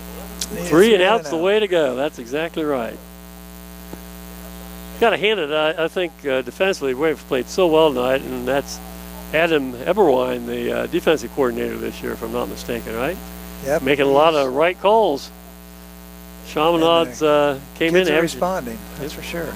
Chaminade came in averaging 385 yards a game. We've held them way below that. That's a short first down pass. Kicks up maybe. 6 or 7. Well, let's see if they mark it. Maybe 5. Oh. Yeah, they put it at the 37, so that's a gain of 5. And 2nd and 5. Yeah, that short passing game's been their bread and butter here, hasn't it? Then every now and then they put in a run with those 200-pound running backs. And we've done well to hold them to 16. Really 14 when you come to it. Right. Because the 2 points on the safety. This is 2nd and 5. Here's that pounding it up the middle. Oh, we had him and let him loose. Uh-oh, he's got some speed, too. This is what we didn't want. This is Marquise Henry. Going to try to get to the house, and nice open field tackle. Finally, Alex Fletcher brought him down. But, boy, that's a 13, and we'll call it 41, a 54-yard run. Right up the middle we had him, and then he popped it outside, and young man had some speed, and finally the pursuit brought him down. down at the 9-yard line. You're going to try to go again. Give it right back to him. Kind of surprised you got a kid who runs 54 yards and then you give him the ball right away about 15 seconds later. He's hungry. He's hungry. Well, those guys do feed me. You know, they make that move, feed me. Yeah. Well, that was a gain of maybe 2 down to about the 7. And boy, that's what we didn't need, to have a big play pop it like that and get CJ down in our red zone here. Inside the 10. He's such a compact, runner. well-built runner that tough to get a hold of. he makes collisions and just Bounces. bounce off, and then he just accelerates This is again. 2nd and goal. Let's hold him back. Uh-oh. Oh, dear. Oh, he kept his balance. Did he get in or did he go down a little short? I think he came short of the Inside goal the line. 5. Yeah, that was a nice play. We tripped him up, but he fell forward and had a hand down and scooted an extra couple yards and takes it down, what, about the 1? Yeah. Oh, man, 3rd and goal at the 1. This is exactly what we didn't need to happen right here, wasn't it? Pound it in here. Let's see. Yeah. No, he Yep, didn't get little too easy. No, did they? Yeah. He stepped in, walked back out, didn't even knock him down. Well, that's too bad. And that makes it 22-9. And boy, that is too bad. And Tyler Bikey comes off limping. Well, that 54-yard run, doggone it. We had him pinned back here, and he just popped it.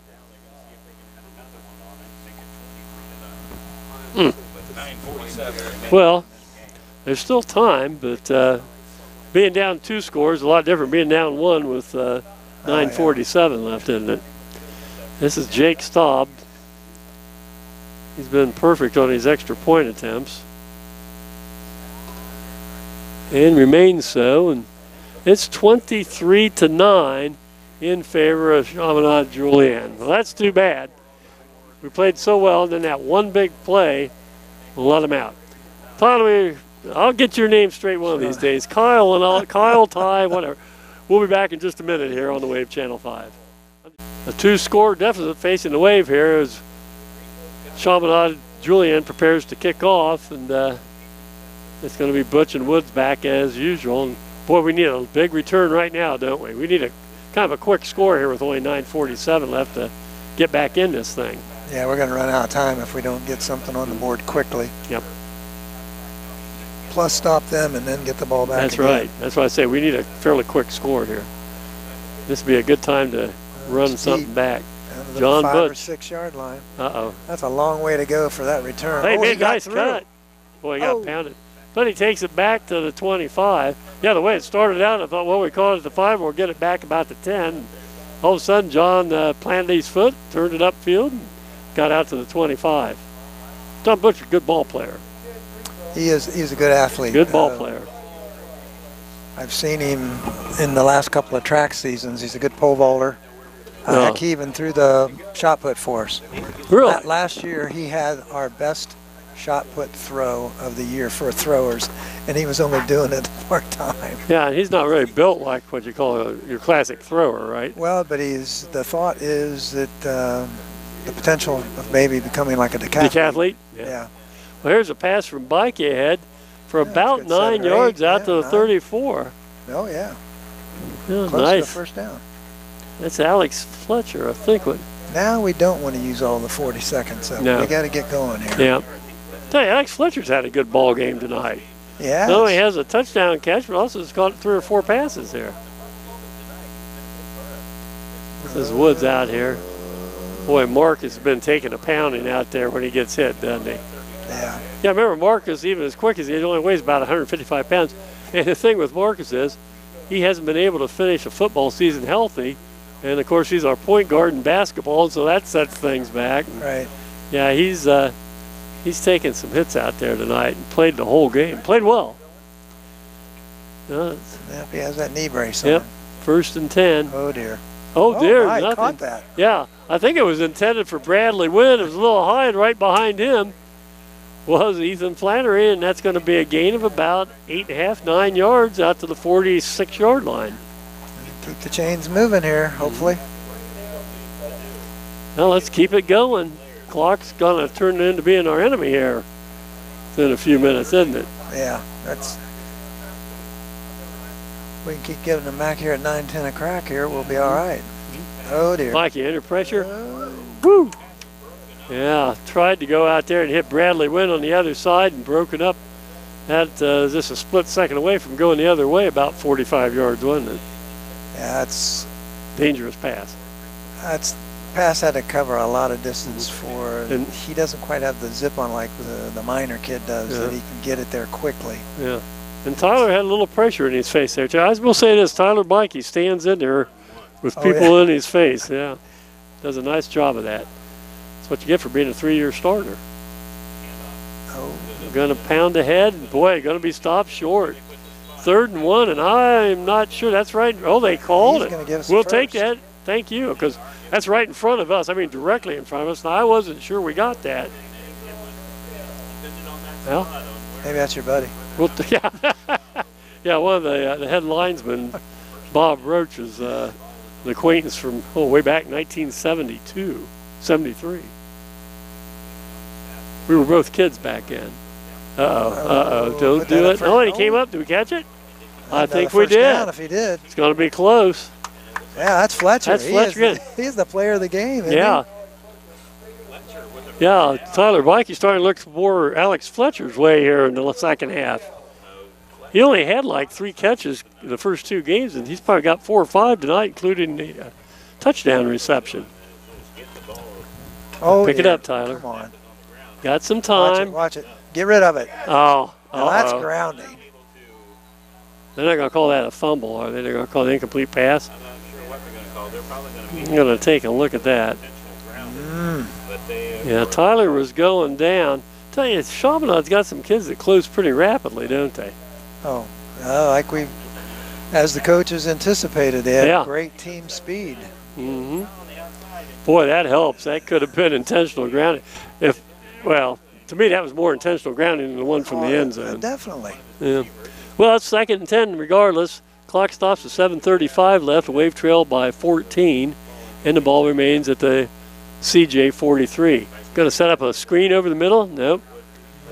And Marcus was 3 yards there. hammered after about a 3-yard gain. I tell you, Marcus is taking a pounding tonight. He's going to be a sore puppy here by tomorrow morning. Yeah, he'll need the. Need to be soaking in the hot tub here. Yeah, they need the jacuzzi, won't he? Yeah, throw a little Epsom salts in there too.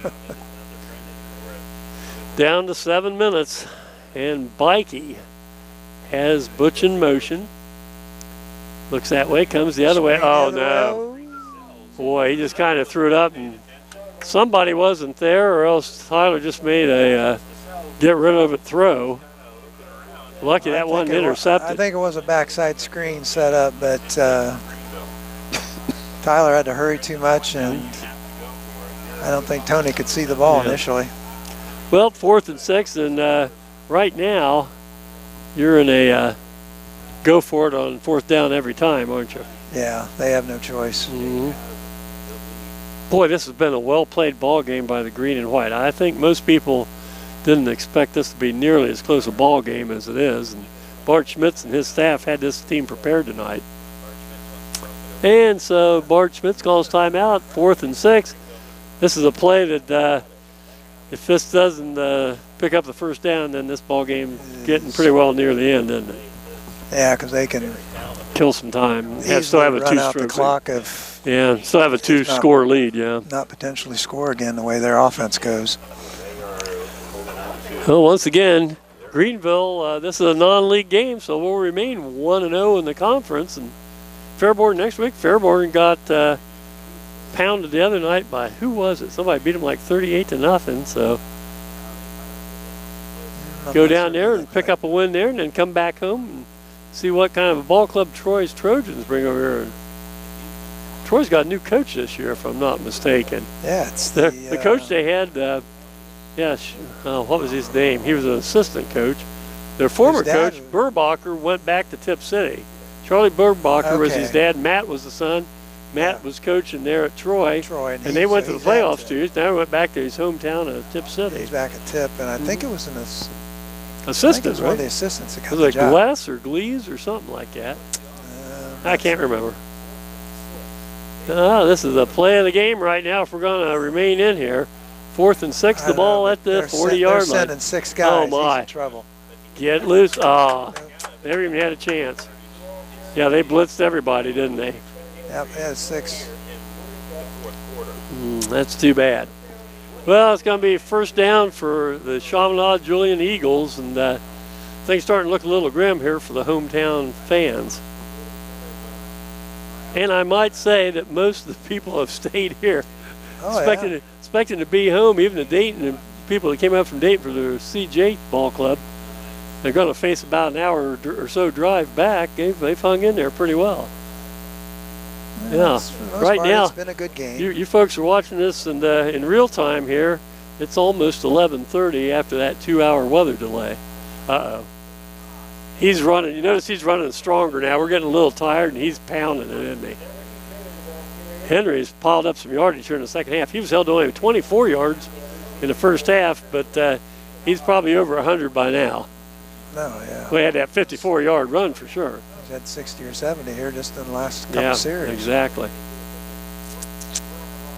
And they're just going to pound him and kill some clock. Oh, he bounced outside.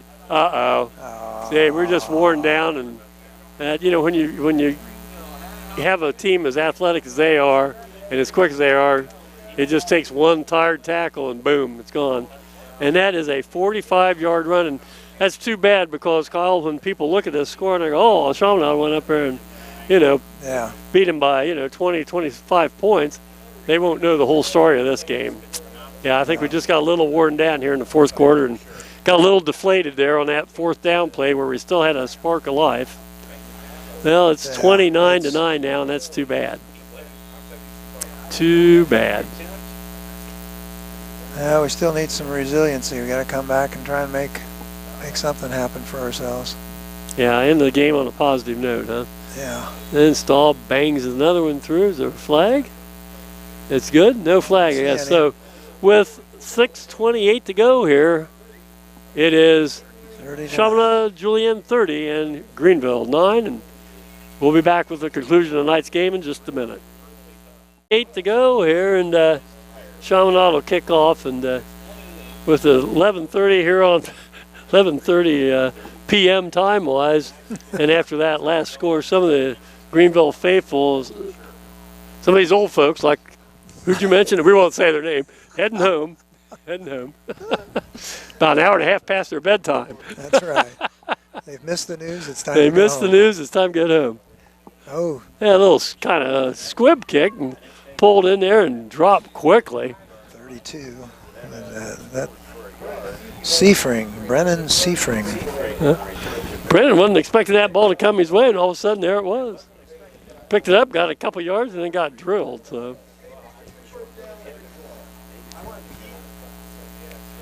And the Wave will have the ball at the 36-yard line. No, where'd they mark it? 35-yard line. Brendan Seifring, a 5'7", 160-pound junior. Trying to get as many numbers out there as we can. Sometimes it's kind of tough. As kids come in and out, especially on the offensive line, it's kind of tough to pick them up sometimes. Yeah. So we apologize if we don't call everybody's name. Nice catch. Come on, John. Yeah, Butch gets hammered by about half of the Eagle team.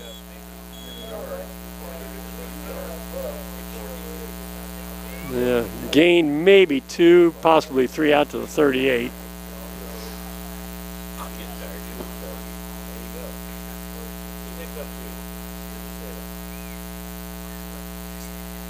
Under 6 minutes to go now. Yeah, this is going to be a tired bunch of green and white tonight. They should sleep soundly.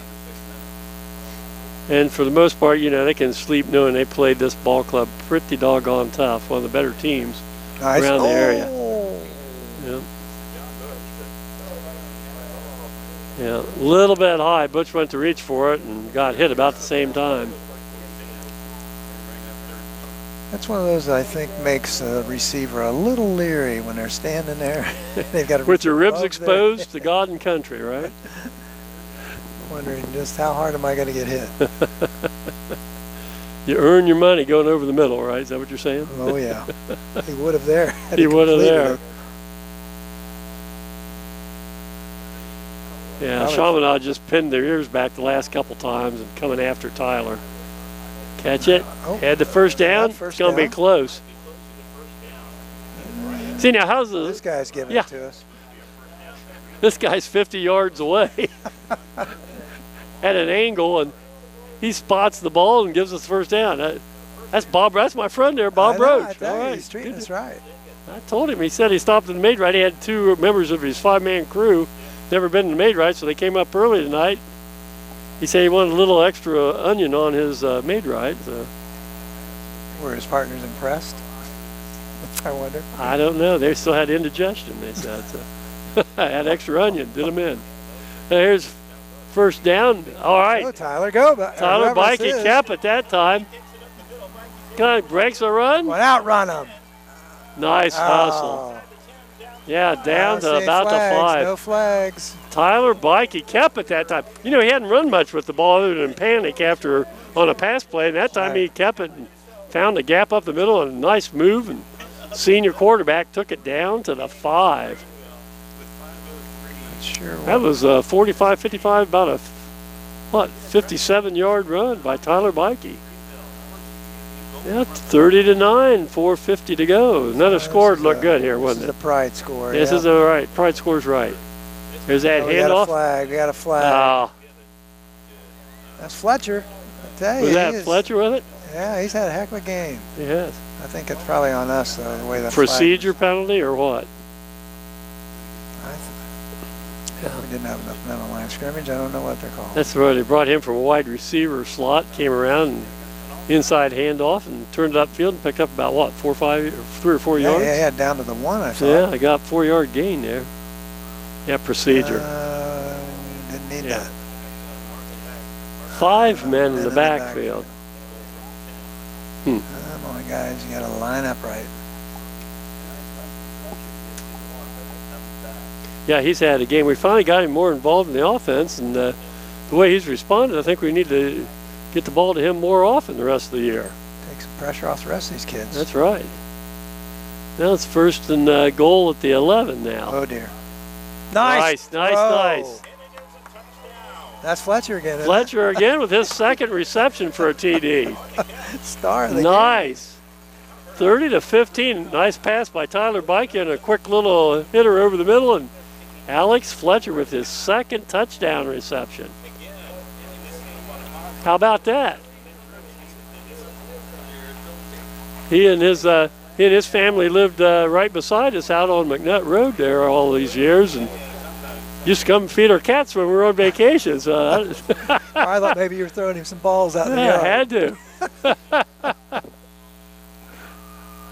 How about that? 30-15 now, and Flannery trying to make it a 2-score game, and unfortunately the clock's starting to wind down pretty rapidly here with 4:29 left. Do this right. Is there a penalty or not?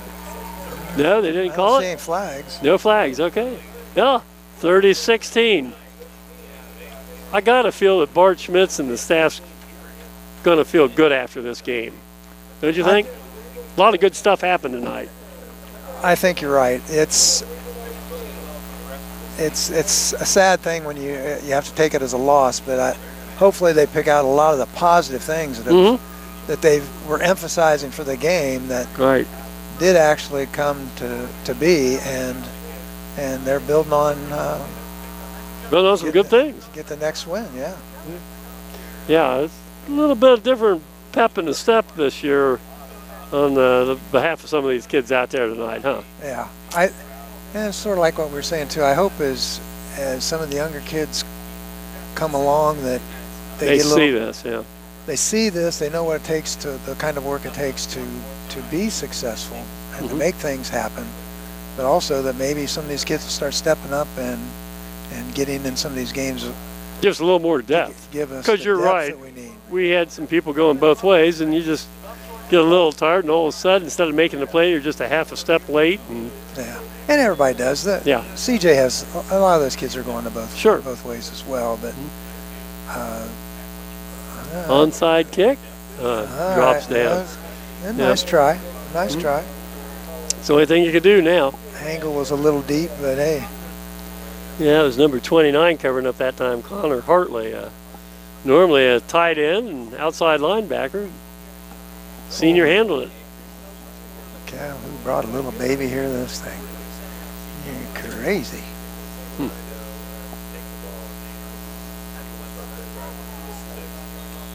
I would assume that CJ probably keep the ball on the ground now, don't you? Unfortunately, I Yeah. don't know if I want to see 24 keep running. No, that's true too. 24, 23, either one. Here he comes.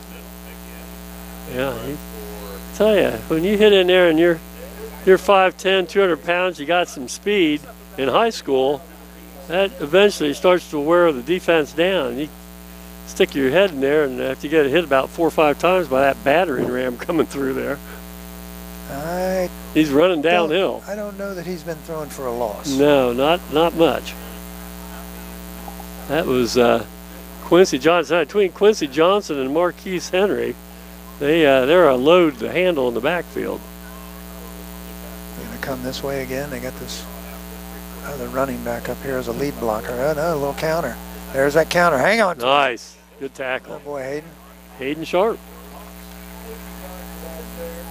This will bring up a 3rd and 3. A yard loss that time. And the ball's going to be spotted at the wave 47.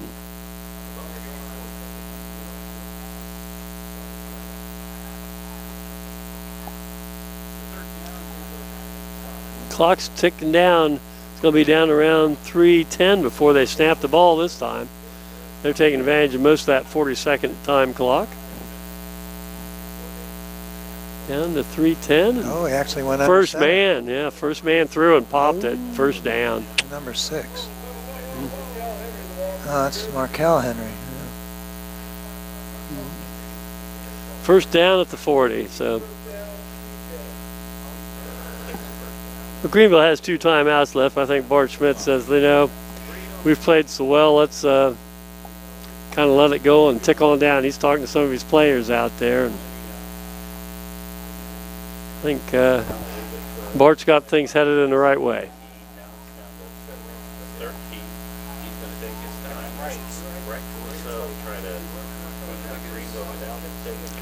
This is Isolations now. Yeah, bring him down. Gained about 4 down to the 36 and 2:30 left. Oh, we did call timeout. Huh. Kind of surprised by that. Are you, Kyle, or not? I don't know if he's not thinking substitution because they don't have anybody left to go or ready to go in. And they're not taking their kids out. Yeah. Well, teaching moment out here. Bart Schmidt's patent. Who is that on the head there? 56? Titan. 59, Titan Grote. Again, remind you fans out there, our next telecast will be the Troy Trojans make their way over from Miami County and take on the Wave here. And that hopefully will be coming off a Wave win over Fairborn next week. I'm not sure that, if we play this well the rest of the year, they're going to be in every ball game. They're Hopefully win more than our share of them. They're going to have more wins on this on their record. I think so. All right, 2:31 left. Starting to believe. Starting to believe. That's right. Another ISO play. Yep. Boy, he hits the hole, doesn't he? That's going to be Quincy Johnson again, and going to be a little short. Greenville calls timeout again.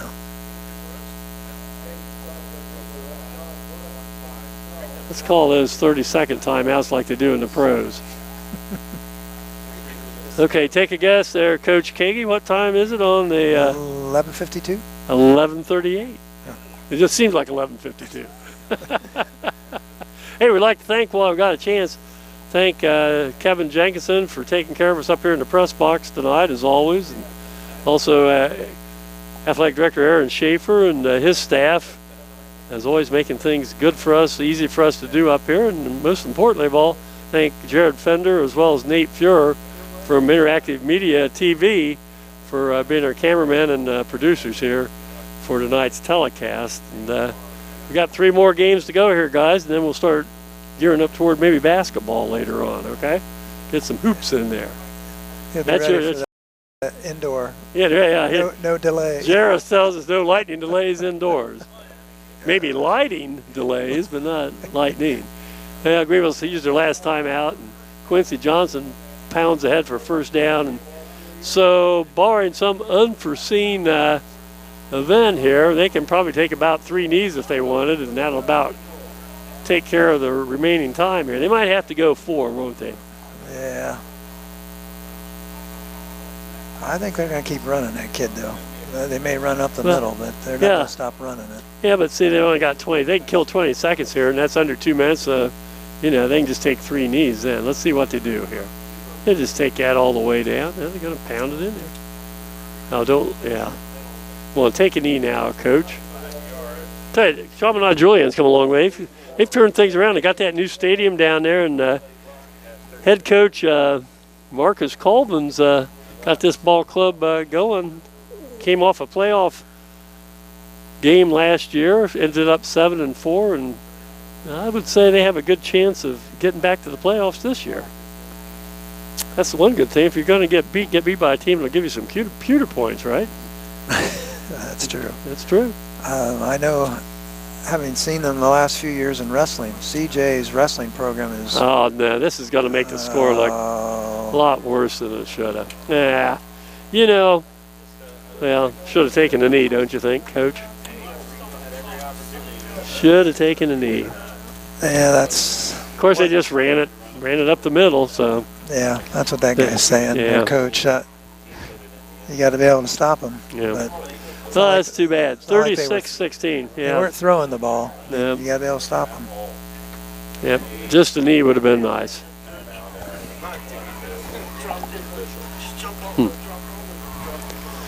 36-16 with a 1:16 left here, and Jake Staub's going to try to become a perfect 5 for 5 on extra points. He came in 10 for 11. That's pretty good. It'll be 15-16 if he makes this one. Up, flag? No. Get a job with the pros. Some of those teams. Boy, I tell you, some of them are really bad, aren't they? They've been struggling. He hits it again. It's Yeah. 37-16.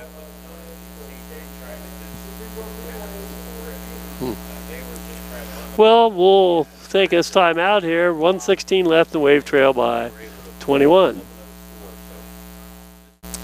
Not at midnight. 1:16 left here, and a 37-16 lead for Chaminade. And it's too bad Greenville has played their hearts out tonight, I If they thought. kick an onside here, we will be upset. Yes, we will be. And there it is, a little pooch kick. Hey, I tell you what, going to make Is a that 33 star. again? Brendan Seifring, right? Is that his name? Brendan Seifring. Yeah. Yep. Yeah, he's going to have some stats now. That's 2 kickoff 2 returns. carries, That's yeah. right. The junior. He gets up to come out and say, see, let's see what the little skinny body did. Catch the ball and make some yards. There we go. At the Wave 39, and let's see what we do here. It's going to keep the starters in, aren't we? Fortunately, knock on some wood here, no one has gotten No one- injured tonight. Yeah, let's hope no one gets hurt here in the last minute. I think you still got to Minute go play. for it. You got a minute left. Yeah, why not? Yeah, keep it on the ground. That's not going to get us too far. Uh, Another play or two, and that'll be about it.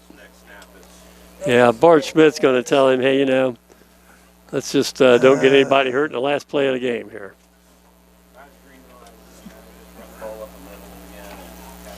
if it was me, I'd put 1 or 2 up. Easy calls from up here in the press box. That's right. Of course, I got blamed for doing that years ago when Doug Miller missed a game because he injured his eyes in science class. Oh, really? And I had to call the offense. Oh, really? It was against Sydney. Bombs away? It was against Sydney, and we were up 19-0, and I still threw some passes at the end, and the coach made a point of saying he didn't appreciate that. Shoot. Well, hey, that's the last play of the game as the clock's going to wind down here. Yep. And your final score is going to be CJ 37, Greenville 16. And We'll be back with final thoughts in just a minute here on Channel 5. We're here tonight at Harmon Field is Chaminade Julienne 37 and the Greenville Greenwave 16. Ball game that was 9-0 at halftime, or no, yeah, it's 9-0 at halftime, was it, Kyle? Right. Yeah, 9-0 at halftime. One of the key plays of the game, I thought, was the intentional grounding call on the pass from the end zone that put them up 2-0. We had to punt, and then they came down and scored right away, and that gave them a little momentum. And then we played them well. We played them well tonight. The safety and that penalty sort of, I think, crushed us a little bit there early. Particularly, that's what gave them the 9-0 lead at half, or we would have gone in there no scores either team, I think. And but the kids fought back hard. I think, like we've said a couple of times during the course of the game here, that they've worked hard at improving on certain things in their offense and defense. And defense, I think, in particular, played a wonderful game, regardless of 37 points. Yeah. It's been a good night. It's been a good night. A lot of positives to build on here. This was a real good ball club that came up from Dayton, this CJ team. They had some speed, they had some size, and we played them tough. We got, a little tired, I thought, toward the end. And for the most part, a lot of positives to build on as we go down to Fairborn next week. So things looking up on the horizon, I think, here for this Wave Ball Club. Definitely. And having Fairborn next week, I think, is, of the remaining teams that are left, it's probably hitting us at a good time. And coming off a tough opponent here and a relatively close, hard-fought game. And I think the boys will be ready next week. I think if we had to give a star of a game here as we wrap things up, star of the game, I might go with Alex Fletcher tonight. Tyler Bikey had a nice game as usual. John Butch did too, Marcus Woods. But I thought Alex Fletcher came through, recovered a fumble, had 2 touchdown catches, probably 4 or 5 receptions overall. We take a look at it real quick here. Total yardage, 222 yards for CJ, and they'd been averaging 385. And you take a look here at I should say that's on rushes. I'm sorry, 386. So they hit their average, but a lot of those came there right at the end of the game. 244 yards away, but Alex Fletcher, 6 receptions, 77 yards. Tyler Bikey had 53 yards rushing. Marquise Henry had 156 yards, 132 in the second half as he just kept pounding inside. Quincy Johnson had 74. And Ryan Miner, 14 of 22. And things started clicking a little bit better for the offensive efforts of Chaminade Julienne. So good ball game. Yards. Yep, good ball game here tonight. And that's kind of wraps things up. Glad to have Kyle Kagi here with us tonight, filling in for Ty House. I enjoyed Excellent insight, my man. Thanks again to Jared Fender and Nate Fuhrer for running the cameras. And we'll see you folks here next time on the Wave Channel 5 as the Greenwave play host for the Troy Trojans. Good night, everybody.